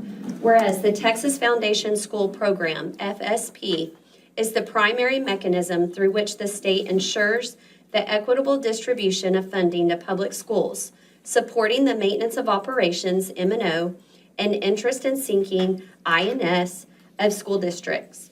Whereas despite the increasing cost of delivering quality education, the FSP state aid for M&O appropriations has decreased from $50.8 billion in 2021 to $47.8 billion in 2023, a reduction of $3 billion. Whereas the FSP state aid for INS appropriations remains stagnant at $0.9 billion over the same period, and the total state appropriations for public education have dropped from $51.7 billion in 2021 to $48.6 billion in 2023. Whereas these reductions come at a time when inflation continues to drive up the cost of essential educational resources, including personnel, facilities, and instructional materials, placing an additional strain on school district budgets and threatening the ability of schools to meet students' needs. Whereas the long-term success of our students and the strength of our communities depend on sufficient and stable funding that can adapt to changing economic conditions and ensure every child has access to high-quality educational opportunities. Now therefore be it resolved that the Tolosa Midway Independent School District Board of Trustees calls upon the Texas Legislature to take prompt and decisive action to restore and increase public school funding through the Foundation School Program, to implement adjustments for inflation, and to ensure the sustainability of Texas public education for future generations. So we have a recommendation. You certainly do. It is the administration's recommendation that the board approve the resolution in support of legislative action to increase school funding as presented. I'll make that motion. All right, I have a motion made by Ben. I have a second made by Paul. Motion made by Ben and a second by Paul for the administration's recommendation that the board approve the resolution in support of legislative action to increase school funding as presented. All those in favor? None opposed. Motion carries 6-0. awesome. Thank you.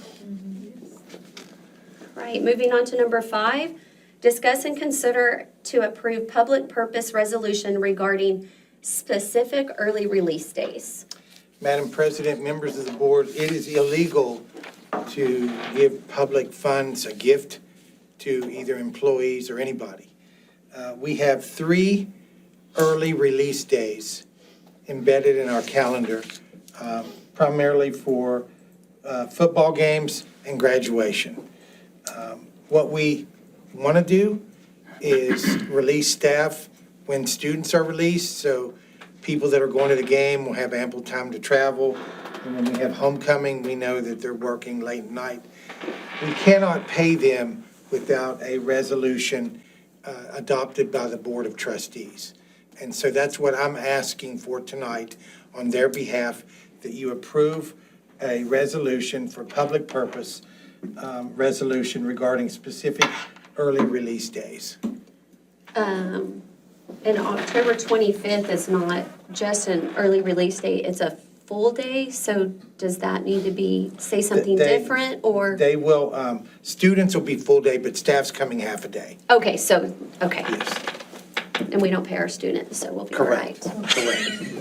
We don't. We're paying with a good education. They're getting a great You're right. education, but, all right. I think you have the resolution. I do have the resolution. I'm going to go ahead and read that. Resolution of the Board of Trustees of Tolosa Midway Independent School District regarding specific early release days, counties of Nueces, state of Texas. Whereas at a board meeting held on February 15th, 2024, the Board of Trustees approved the 24 through 25 Tolosa Midway ISD school calendar. And whereas on the following specific early release days, October 11th, 2024, October 25th, 2024, and May 22nd, 2025, specific early release days, many employees have been or will be released early from work and have not or will not be required to work their full hours on those designated days. And whereas the Board of Trustees acknowledges that our employees are typically assigned to work 40 hours per week, and on the specific early release days have been or will be instructed to work less than their typical work week through circumstances beyond their control. And whereas employees who are instructed to leave work early may suffer a loss of pay unless the work days and hours are made up at a later date, the board concludes that a need exists to address wage payments for these employees. Now therefore be it resolved that the Board of Trustees conclude that continuing wage payments to all impacted employees for the specific early release days serves the public purposes of maintaining morale, reducing turnover, and ensuring continuity of district staffing. Be it resolved that the Board of Trustees authorizes continued wage payments to all non-exempt employees that have been or will be released early from work on the specific early release days. Be it further resolved that the Board of Trustees delegates to the superintendent the authority to update employee work calendars and pay all impacted employees full compensation without charging the hours against the impacted employee's personal leave for this day based on this action of the Board of Trustees. In the event other actions are needed to fulfill the purposes of this resolution, the superintendent is hereby authorized to take other such action. The authority granted by this resolution, effective for these specific days listed above for the 24-25 school year only. Resolved this 21st day of October 2024. The recommendation. It is the administration's recommendation that the board approve the public purpose resolution regarding specific early release days as presented. Have a motion? I'll make that motion.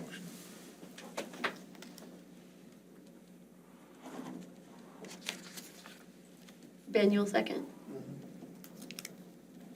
I have a motion made by Paul and a second by Ben for the administration's recommendation that the board approve the public purpose resolution regarding specific early release days as presented. All those in favor? None opposed. Motion carries 6-0. Next, Thank you. Very good Yes. thing. It's a Thank you. very good thing absolutely. to adopt. early. Moving on to number 6, report intruder detection audit findings. Mr. Hernandez? All right, basically, I'm passing you out a timeline of the intruder detection audit, and I just have to read this to you in public open forum. The top priority of Tolosa Midway ISD in the state of Texas is keeping students and staff safe every day. On September 19, 2024, the ESC2 conducted an intruder detection audit at one of our campuses. This audit tests whether a campus is accessible to an unauthorized individual. This audit, conducted as part of Governor Abbott's school safety directives for all school systems following the tragedy in Uvalde, seeks to help districts identify how campuses can improve safety for students, such as ensuring exterior doors are locked. The audit provides us with an opportunity to create a safer learning environment for our students and staff. We are working closely with our school district's school safety and security committee to ensure that we are training all our staff and securing our doors for the protection of everyone at our campuses. The support from the state in conducting the intruder detection audits is just one of the many actions we are taking to ensure our schools are safe. We know that this work does not end, and we appreciate the board's support. We acknowledge that parents and community members are likely very interested in the details of the audit results. However, it is in the best interest of the students that we do not share this information to the broader public, as it could lead to compromising important campus security information. Specific details of the intruder detection audit will be discussed in the executive session. Tolosa Midway ISD is committed to providing a safe and secure learning environment for our students and staff. That's all we have in open session, and when we convene in executive session, we'll get into more specifics. Thank you, Patrick. All right, moving on to number 7, a report on the Bond 2023 financial update. Mr. Carroll? Y'all have a handout, a 2-page handout, just kind of recaps the broad categories of the bond, just kind of show where we are as of last Friday. And you'll see everything's broken down on the Proposition A, that's the page with all the numbers on it, all the projects. This doesn't entail B and C. This And is then the just second page is B and C. Oh, yeah, B and C? I didn't think you were doing B and C. It's on there. We've had 10 meetings in the past 2 weeks, and it's only, that's okay. And just, so real quick, let's jump to B and C, because those are, Smaller and easier.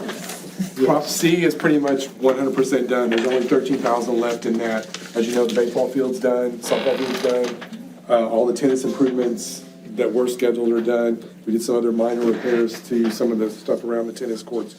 So that one is pretty much done. All that work was completed as of August 31st, so everything is getting expensed in fiscal year '24. There's just a little bit left of that one. The auditorium, What happens to the little lead?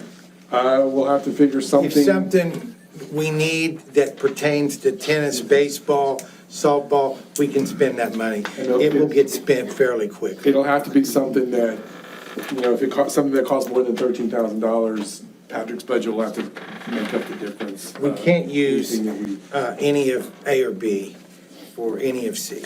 Yeah. And then B is just an auditorium, that's just getting going. The only expense we have so far on that is the architect that's working on the design and everything, getting that going. But that's getting ready to kick into full gear during this year. Then if you jump back to Prop A, where all the other projects are, you can see, and as y'all know, we do have architect expenditures for the CTE Center. That's we don't have any expenditures for the junior high yet until we get the land. And then a lot of stuff done on the security vestibules and the exterior doors and the classroom partitions, because that's what South Texas Builders. The vestibules are, I don't know, they're not 100% done, but they're pretty close to 100% done, or maybe they are. No, It's still a ways. there's still a ways, but they've done a lot of work on the vestibules. We've already put up some classroom partitions in the intermediate and the primary school. We're taking the 2 classrooms that just had I think you just had like a folding partition, we're putting up solid walls between those classrooms.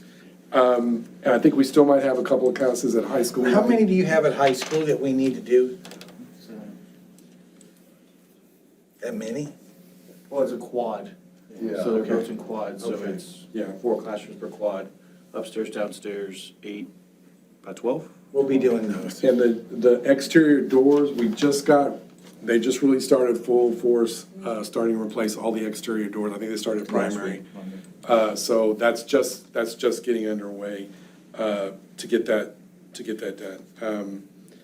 We are starting on the primary, air conditioning replacement, project.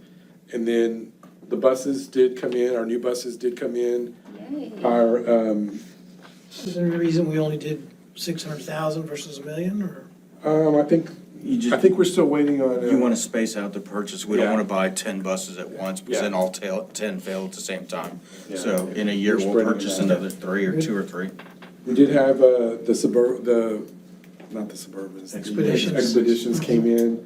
And then we did, we ordered a lot of band instruments. Some of them, a few of them did come in before August 31st, but a lot of them have come in since September 1. A big chunk of the order has come in, so the band is getting their new instruments. Those are the biggest, and then security cameras. The security camera project is virtually, I think, done. I think we're only waiting for a couple little things to happen. Mainly at The computers have been aligned with the cameras now? Every campus has 2. Newer the cameras. Some of the cameras still need adjustment. They've gone out. We've The encountered cameras were so high-tech that our computers couldn't talk to them. Right. So we had to buy new computers. Yes. I know those have come in. I know we paid for those, so they're getting all that lined up. 1985. Just a quick question on the Prop B. The architect fees right now are 601,000. Is that kind of where we want to be in terms Well, of allocating? that's the preliminary contract or PO that we have now. It could adjust, once we know the final costs of the improvements and everything, they'll adjust their price. That might not be the final. Okay. Because their fee will change once we have the final construction price. I have a question on, since you brought up the instruments, is there still any plans on getting them a trailer? I'm glad you brought that up, Okay. because if I was in charge of that fund, that would be one of the first things I would purchase. But I leave that up to the high school administration, Mr. Alvarado and Mr. Morales and his staff. I think there's a concern with how we're going to pull the trailer. But I really hope that they invest some of this money in that. But it's really going to be their decision. Can't one of the expeditions pull it? You got a big trailer. It's gonna take a lot. Very long. You want to comment on that? It'd be like a 1-ton truck. Oh, okay. A dually. Well, I've seen some of the small trailers, and I know that expeditions can pull the small trailers. It's gonna be like a 25 to 30-foot trailer. Okay. Box trailer. I didn't know the band didn't. If you have some money left on this fleet, you could buy one of those 2.5-ton trucks and then get a real nice 36-foot trailer and not have to worry about it, because how much money do we spend on renting those trucks every single week? The Penske trucks, yes. Yeah. Just. No, I hope we move forward with that, I really do. I do too, thank you. Decorated. Exactly, right, really nice. Yes. Do you have any other questions? And I think, future, we'll keep updating the by project breakdown, so you're up to date on where we stand.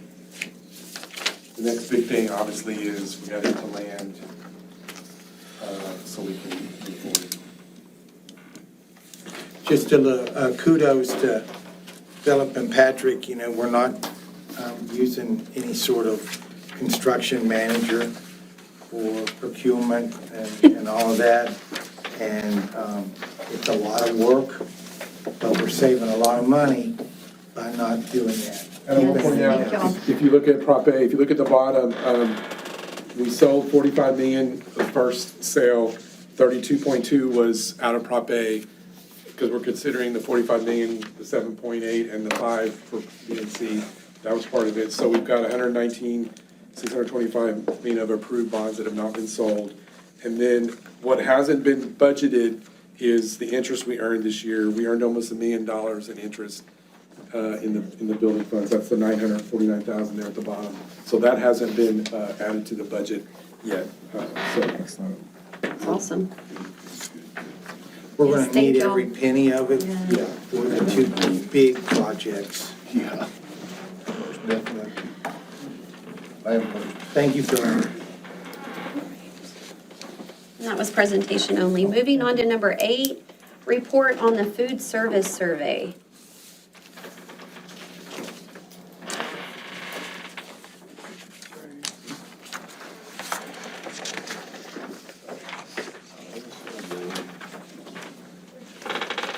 Thank you. All right, it's that time of the year to do the food service renewal. And last year when we did the renewal, one of the things that was brought to us from the board was that they wanted a survey from the students on how the food service was going through. In December of '23, Sodexo had done a survey, but it wasn't specific to TM. It was a nationwide survey that they did. And it was really only, I think it was like 70-something respondents to it. So we went and created a survey, and we did this survey back in May. We looked at a bunch of food service surveys, and we picked and chose what we thought was in the best interest of TM. And that very front page is the survey that we passed out to the students. Now, we only did it at the middle school and the high school. At the middle school, we had the help of Miss Audius, and she kind of nailed the kids to the chair in homeroom and forced them to fill it out. At the high school, myself and Miss Garrett went at lunchtime, and we placed the surveys on all the tables, and we encouraged the students to give us feedback, and it was their opportunity to change it. So that's how we did the survey. If you flip to page 2, you look at the responses we got. Sadly, we got 828 responses, much better than the first time, but still only 607 from the high school, which is pretty good, but the high school only gave us 221 responses back. When you look down at the bottom of the page, shows you kind of what the students usually get in the school days. You'll see that about 69%, almost 70% of our students eat lunch in the cafeteria. About 16% are bringing their lunch, and about 18% don't eat lunch at all. You flip the page, and it's how many times a week do you eat the cafeteria food? 34% are eating about 5 times a week, and then 12% are about 4 times a week, and then 16% are eating about 3 times a week, and then just the smaller groups are eating even less. We opened it up. We asked them to tell us what their favorite choices were. Of all the rankings that we got, nachos came in number 1, chicken Alfredo was 2, pizza 3, pasta 4, and the burger was number 5. We also asked them to tell us what's your least favorite items. The top 4 were pizza, burgers, pasta, and spaghetti. I can tell you I ended up typing in a lot of these results. We typed them into a spreadsheet so we can get accurate information. What the people didn't like about the pizzas, at least the few hundred that I put in, the cheese. They didn't like the cheese on the pizza. The burgers, they were dry. That was a complaint on some, but I mean, there's a lot more that loved them than hated them. And then the pasta, the spaghetti, same thing, that it was dry or not cooked properly. So those were the least favorite choices.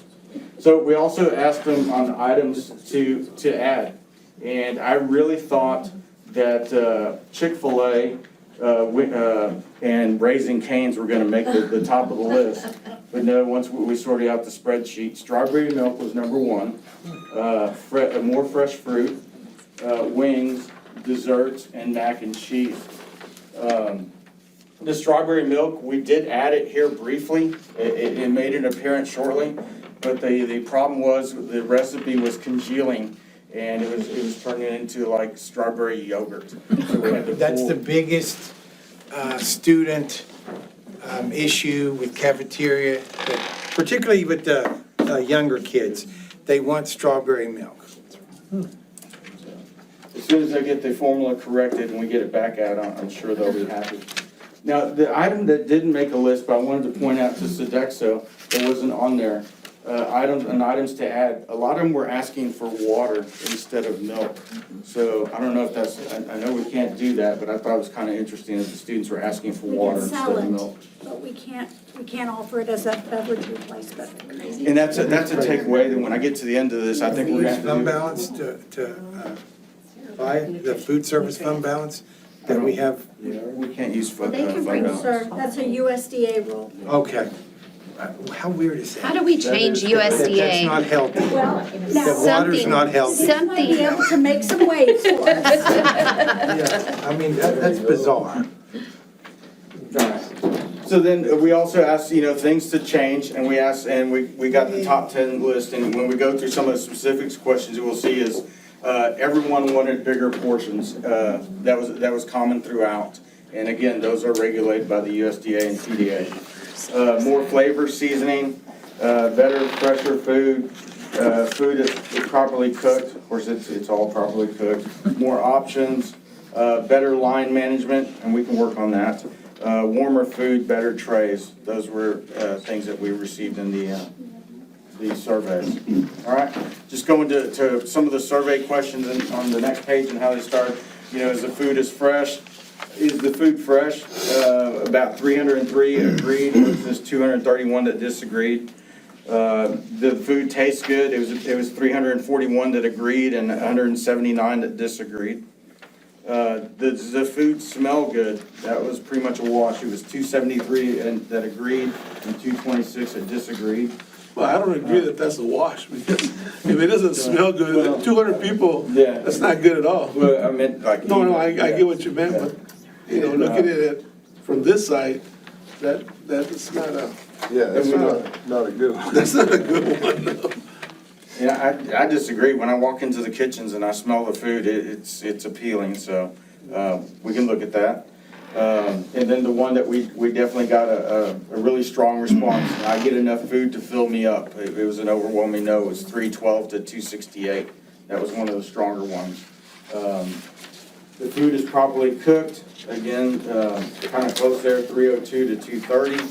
I think we can do some educational on that. They can explain that of course, the chicken patties already come cooked, but it's whole muscle versus things, so you get a pink tint to it, and they believe that it's not fully cooked. We need to educate the students that the pink tint is part of the cooked food. Is the cafeteria clean? We got a good score on that. It was 401 to 199. And then the one that was overwhelming is the cafeteria staff friendly, and that was 612 in favor to 61. The numbers that kind of, on the very last page, is just kind of looking where we went. We went to compare the year before, so we're comparing 2022 to 2023, which was Sodexo's first year, to this last year, which was 23-24. You're looking at about almost just under 10,000 increase in breakfast served throughout the year. And then lunch meals went from 417,000 to 421,000. So we've actually had an increase in that. Philip and I attended a training at the ESC 20 last week or week before last. One of the things I learned is that we have to create another committee. In the past, we used our shack committee to get input on cafeteria food, and that's now changed. I'm required to develop a completely different committee with students and parents and work with Sodexo on the food service program. So we'll begin that immediately. I will probably use Mr. Van Maitre's student advisory group and bring in some parents and sit down with Sodexo. We're required to. It's recommended you meet twice a year. We'll probably meet more than that, just like we do safety and security. We'll meet 3 or 4 times a year and get some input, and I think that will help create some of this. In addition, I think we need to put some information out. We'll work with Sodexo, posters, flyers, and stuff on the USDA requirements that let the students know that the USDA, TDA set the portion sizes. That's not up to us. The salt content, all the nutritional value, that's all regulated, that we can't give them what they want as far as like McDonald's and nuggets or anything like that. We've got to meet nutritional guidelines on that. So I have a question on that. You brought up Raising Cane's and brought up Chick-fil-A. So I guess this survey got some of our high school students really on a trend of looking up other high schools in the state of Texas. And they have found that McDonald's, Chick-fil-A, barbecue restaurants, all of these companies are in these cafeterias. So I'm hearing what y'all are saying about USDA, and I'm hearing about all these rules that have to be followed. How, and these are public schools, because that's the first thing I said, is that a private school? And they said, no, it's a public school, and they showed that it was a public school. They're wanting to know why they are not being able to be offered those. They're off program. So, once upon a time, I was the food service director for Friendswood, and we were 2% free and reduced. Our junior high and our high school were completely taken off the federal program. So we charged all students, the few students that were free or reduced, we just fed them for free because it was a nominal number. We did not follow any USDA rules. We did not receive any federal reimbursement on those campuses. But it also affected some of the grants and things that a school district would get off of those numbers, but again, they were 2% free and reduced. Makes So sense. I had a convenience store in my high school. They could go in and buy anything they could buy in a Circle K. It's a completely different environment. Bernie does that as well. They're so low free and reduced that they're off program. Okay. All right, that makes sense to me. I just was wondering, and I need to be able to answer those kids Yeah, and no, tell those them districts- why we don't have Chick-fil-A in the cafeteria. I mean. But to your point, we used to. Back in the day when I first started in child nutrition, back in, 1997, we used to be able to do that. When I was here at Tolosa once upon a time, I used to have a contract with Subway where twice a week we'd bring in Subway sandwiches. All of those things have changed within this federal program. We're talking about strawberry milk being a draw. Well, in 2 more years, they're gonna reduce the sugar no, 1 year, they're gonna reduce the sugar content. I don't know if chocolate milk will be in public schools. We've got kids right now in this survey not eating lunch. And in 3 years, the sodium requirements are gonna go down again. I don't even know how USDA is going to make some of the USDA commodities, some of the processed commodities, the lunch meats, the cheeses. I don't know how they're gonna meet those federal requirements. They are approaching the issue of childhood obesity through the child nutrition program. We are their conduit. And what it causes is children who are food insecure to continue to be food insecure. Absolutely. It just compounds the problem. Yes. Because it didn't used to be like this. It wasn't like this for any of us when we went to school. The program was not like this. It's unrecognizable today. Chocolate chip cookies were delicious. Chocolate cake, peanut butter. Okay, well, that's good to know. We can share that information now. Fish. All right, any other questions about the survey?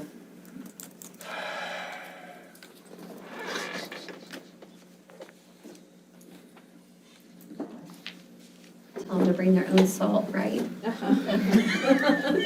They don't look for that. When they come to an audit, they look for that. They look to see if you've got salt anywhere. Not in the backpacks. The game, see the season stations. Yeah, they use it. I mean, and the kids love it. That was informational. Okay. All right, moving on to number 9, discuss and consider approval of food service contract renewal. Mr. Nines? It was 3 years ago that the Texas Department of Agriculture required us to rebid the food service contract. A formal bid was published, and the selection committee for the campus administrators reviewed and ranked the submitted bids. Sodexo was awarded the contract for 1 year starting in July of 2022. The contract developed by TDA allows for an additional year renewal with the same company for up to 4 years without having to rebid. This will be the 3rd year for renewals. The The open window started on October the 15th, and we can either rebid or renew the food service contract. At this time, it is our recommendation that we renew one more year with Sodexo.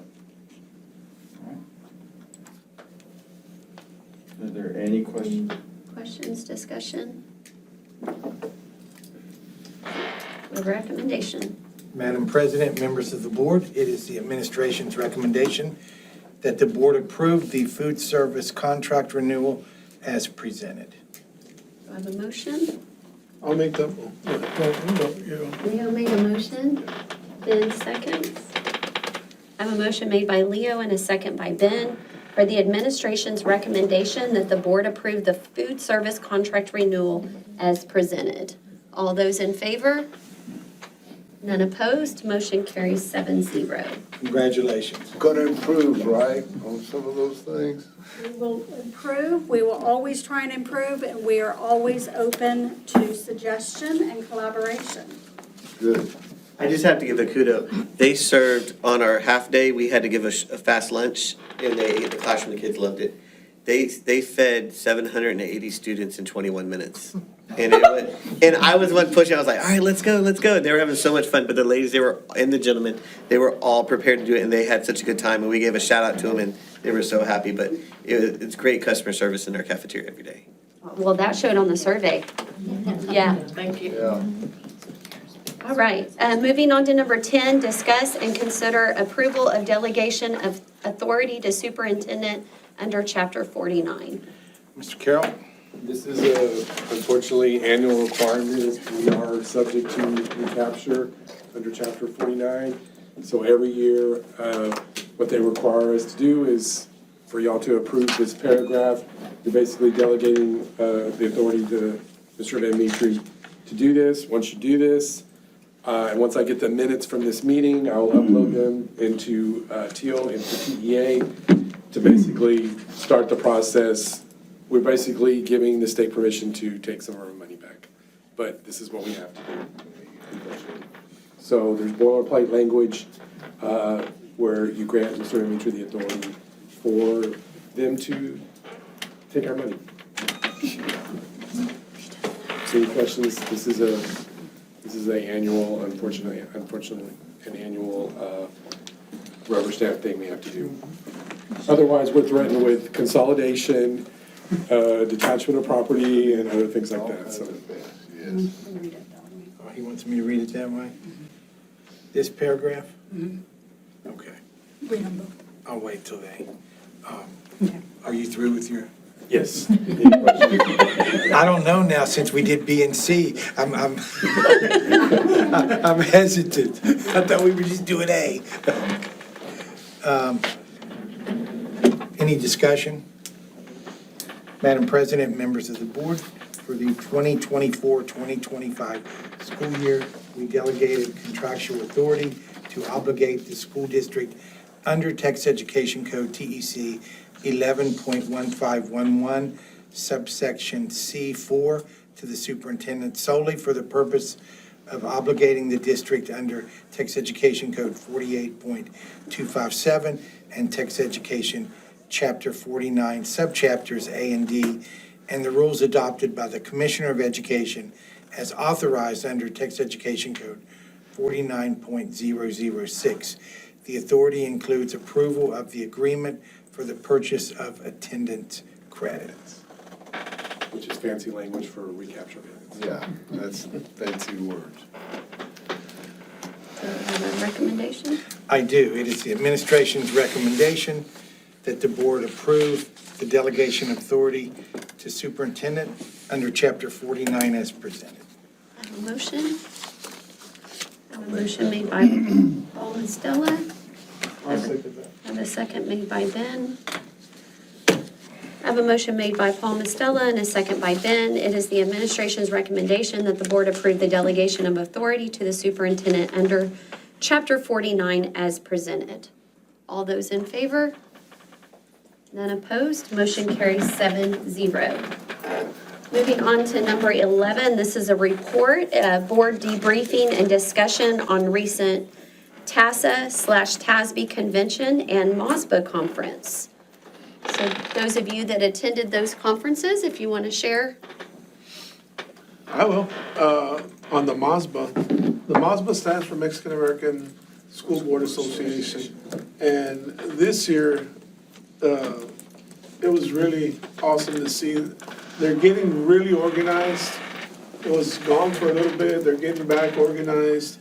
And some of the big points that they had was, you know, for smaller school districts like us, rural school districts in Texas, a lot of the districts are finding out that the culture difference that's happening in these districts and trying to get the board aligned with what's going on in the community.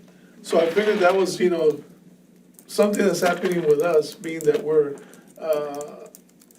there's a big Hispanic population in the Annabelle area now, and it's changing. Things are changing, and to keep in line with what is coming, some of the school boards were having issues.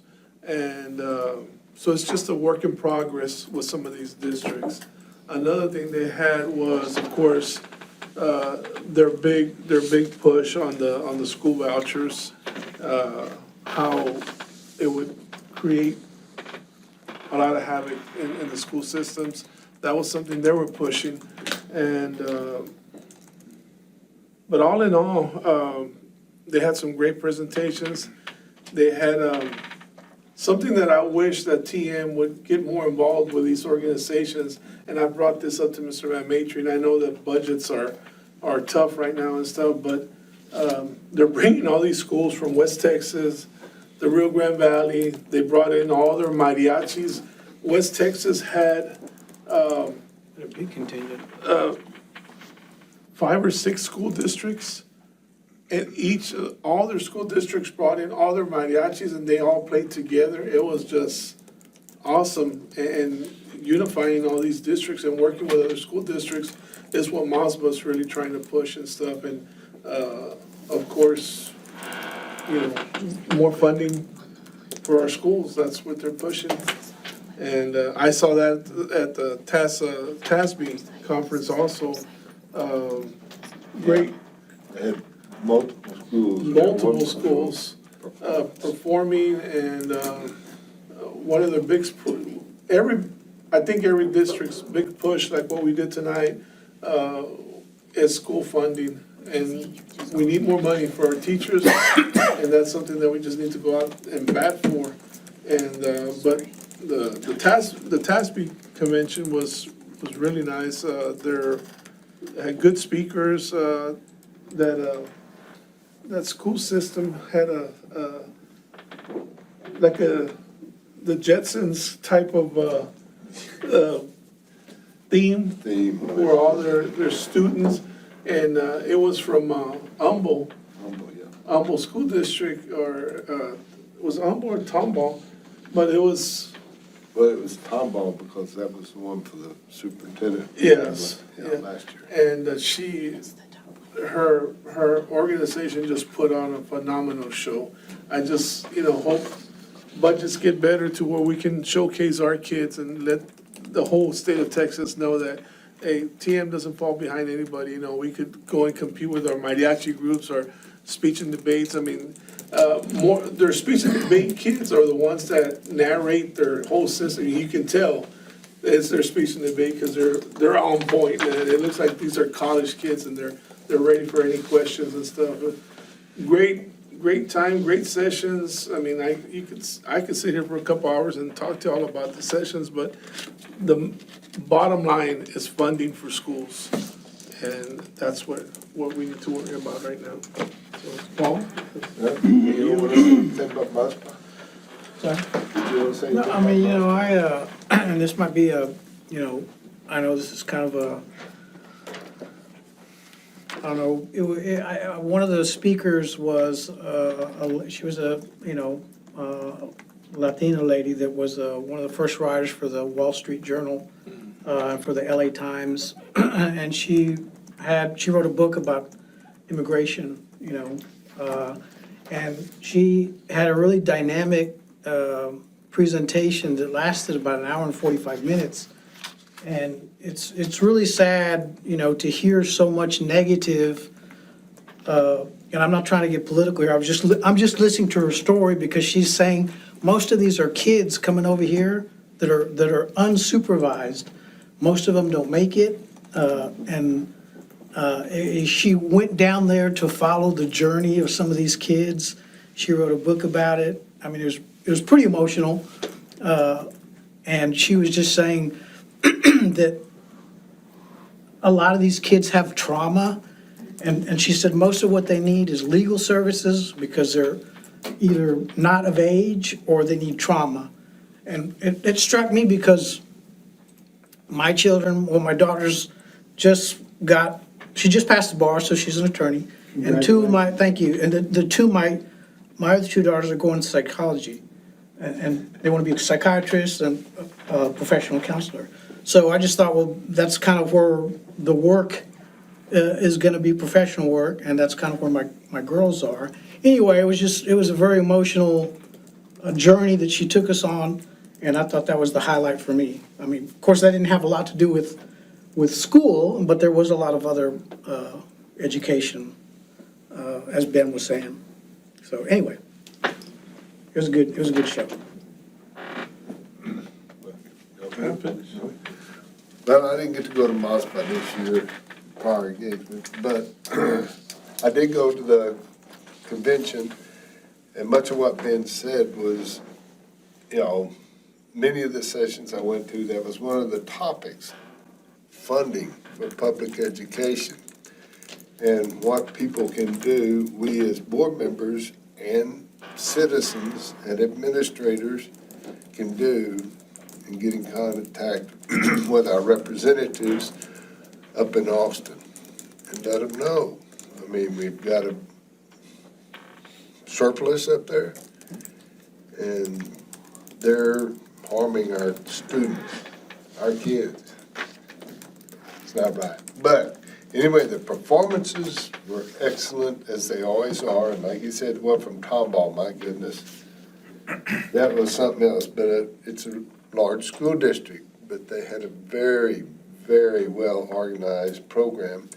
And the other one that had, I forget how many schools, but remember how big the mariachi band? It was all the schools, mariachis up there. And they had this one little girl, remember her? Oh, my goodness, she was something else. I don't know how old she was, but she wasn't but probably, that tall? Dressed up and everything. She could speak and talk. I mean, it's like, is somebody telling this her in her ear, or she got it memorized? But I mean, a sharp kid, she was smart, she was joking around with some of the adults on there, and it was fantastic. It was.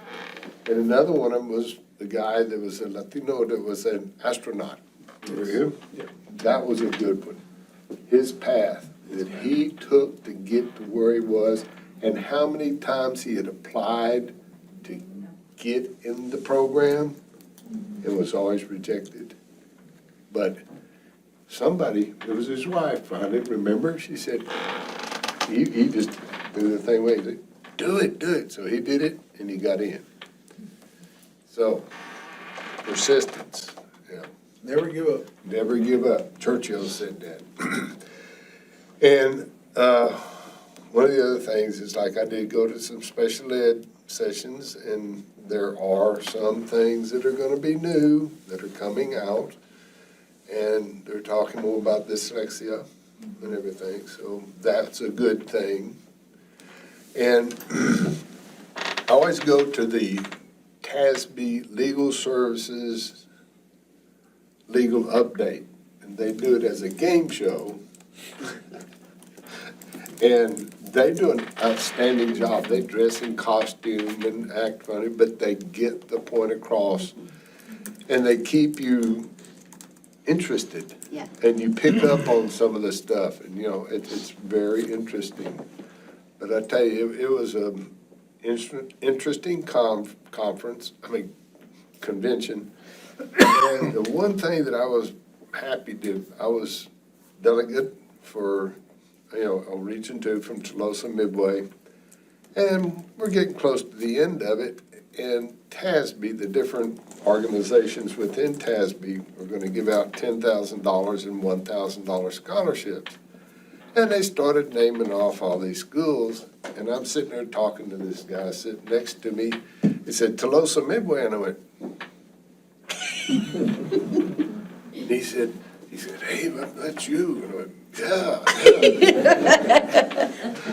And I went, yeah. So anyway, when it was all over, went up there and I got the response or the notification that Tolosa Midway had been one of the persons that they, I guess, drew out of the hat. I don't know how they did it. But to receive a $1,000 scholarship for the student here at Tolosa Midway. And now, that was an honor. And The letter should have been in your connections. yeah, it was in there. And that's board is gonna select someone. I don't know what kind of process they'll do, but I don't know, have to write an essay or whatever, but, it'll be a great thing for a student here at Tolosa. And that was it. It was a very good conference. The weather was good for a change and everything. Except one day I think it rained a little bit, but that wasn't bad. Anyway, but it was a good conference and got to talk to a bunch of people. Everything. I also got to went back to see the TA commissioner, Murad. But the only disappointing thing about that was that he had the same presentation that he did here for us. I already seen it. That he gave at the State of the District? Yes, the Yeah. same one. I did. So I was the alternate for the delegate, and I called Paul and I said, "Are you gonna make it for sure?" Because I had forgot my medication. I said, "I gotta run across town." So I went and got my pills, came back, and I said, my next class was the commissioner. I said, "Well, let's go see what he's got to say this time." Same presentation as well. Yeah, I called Ben or texted you or something. I said, well, how was it? And he says, it was the same one we had to stand. I said, I figured it would be. Everything. But it was good. Right. Thank y'all for giving us that. That was report only. Moving on to number 12 is a report announcement on continuing education of TMISD board members. Ms. Castillo? She's handing it over to me. Out of the loop again. Under state Board of Education rule, completing required continuing education each year of service is a basic obligation and expectation of any sitting board member. As board president, I'm required to announce the name of each member who has completed the required continuing education, has exceeded the requiring continuing education, and if deficient in meeting the required continuing education. The requirements for training are measured as of the first anniversary of the date of the trustee's election or appointment or 2-year anniversary of his or her previous training as applicable. There are 8 training areas for board members' continuing education. 1 is local district orientation. 2, orientation to the Texas Education Code. 3, post-legislative update to the Texas Education Code. 4, team building. 5, additional continuing education. 6, evaluating student academic performance and setting goals. 7, identifying and reporting abuse, trafficking, and other maltreatment of children. And 8, school safety. To the extent applicable to each board member, I will announce the completion or deficiency as to required training. For members who still have time remaining to complete required training, I will announce those board members who have scheduled timely training and those who have not yet scheduled the training. At the conclusion of this announcement, I will announce any board members' training in excess of the continuing education requirements. For local district orientation, we had no new board members, so this was not a requirement of any board member. Orientation to the Texas Education Code, again, we had no board members, so there was no requirements from any of the board trustees. Post-legislative update to the Texas Education Code. The following board members have completed post-legislative update to the Texas Education Code training. Ben Benavides, Denise Villalobos, Janie Anguiano, Kim Boone, Leo Gonzalez, Paul Arriaga, and Paul Mistella. For team building, the entire board and the superintendent must participate in the annual team building session. This training should be completed by the time of the annual enrollment. The following board members have completed the annual team building training: Ben Benavides, Denise Villalobos, Janie Anguiano, Kim Boone, Leo Gonzalez, Paul Arriaga, Paul Mistella. Additional continuing education, 10 hours for first-year members, 5 hours for subsequent years. The following board members have completed the additional continuing education requirements: Ben Benavides, Denise Villalobos, Kim Boone, Leo Gonzalez, and Paul Mistella. The following board members have scheduled training to timely complete the additional continuing education requirements: Paul Arriaga and Janie Anguiano. Evaluating student academic performance and setting goals. The following board members have completed the biennial training on evaluating student academic performance and setting goals: Ben Benavides, Denise Villalobos, Janie Anguiano, Kim Boone, Leo Gonzalez, Paul Arriaga, and Paul Mistella. Identifying and reporting abuse, trafficking, and other maltreatment of children. The following board members have completed the biennial training on identifying and reporting abuse and trafficking: Ben Benavides, Denise Villalobos, Janie Anguiano, Kim Boone, Leo Gonzalez, Paul Arriaga, and Paul Mistella. School safety. The following board members have completed the biennial training on school safety: Ben Benavides, Denise Villalobos, Janie Anguiano, Kim Boone, Leo Gonzalez, Paul Arriaga, and Paul Mistella.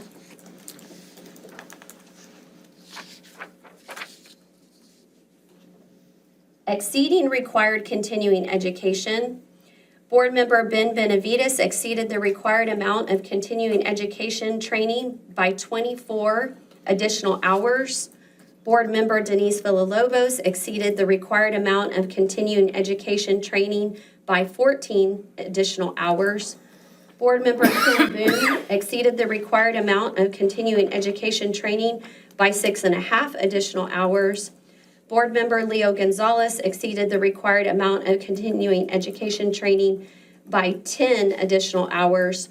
Board member Paul Mistella exceeded the required amount of continuing education training by 41.5 additional hours. And that completes and shows that everybody is in compliance with continuing education as Board of Trustees. So great job, y'all. Thank you and congratulations. Yes. And that was report only.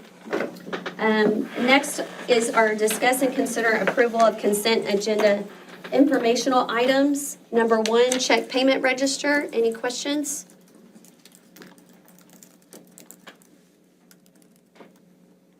None?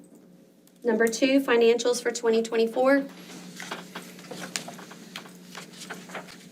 Number 3, certification of tax levy for 2024.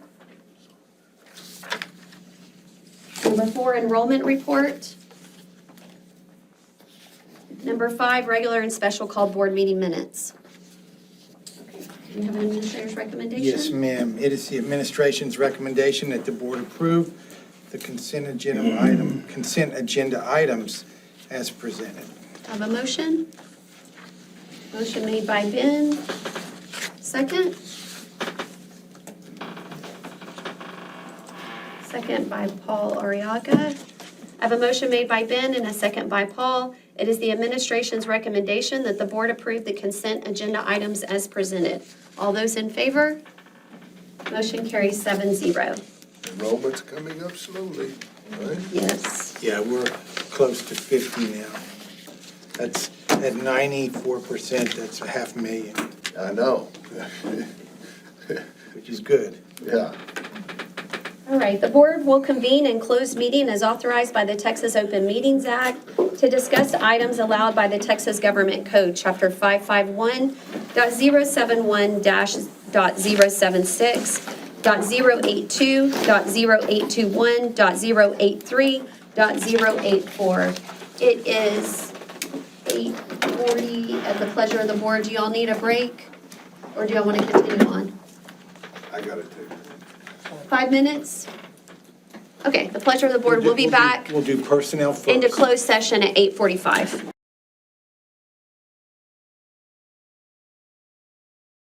It is 9:51 PM and we have reconvened from closed meeting, and we do have some action resulting from closed session deliberation. We do. Madam President, members of the board, it is recommended that the Board of Trustees issue an educator probationary contract for the 24-25 school year as presented. I have a motion. I'll make that motion. I have a motion made by Ben. I have a second. Leo. Either one. I have a motion made by Ben and a second by Leo. All those in favor? None opposed. Motion carries 7-0. Madam President, members of the board, it is recommended that the Board of Trustees approve the resignations for the 24-25 school year as presented. I have a motion. I have a motion made by Paul, and I have a second by Leo. All those in favor? None opposed. Motion carries 7-0. We have no further business. No further business. We do have a future meeting, November 18th, 2024. It will be our regular board meeting. And I know we have a process for adjourning the meeting. Do I have a motion? What date will we canvass the votes? Won't know yet until we get closer. Yeah, because it's 7 days, you gotta. Yeah, there's a window. So even though our meeting's the 18th, the county may or may not be ready to canvass, for us to canvass. But that's the actual scheduled board meeting date. Okay, I have a motion made to adjourn the meeting by Ben and a second by Paul. All those in favor? None opposed, motion carries. It is 9:53 PM and this meeting is adjourned. Thank y'all. Thank y'all.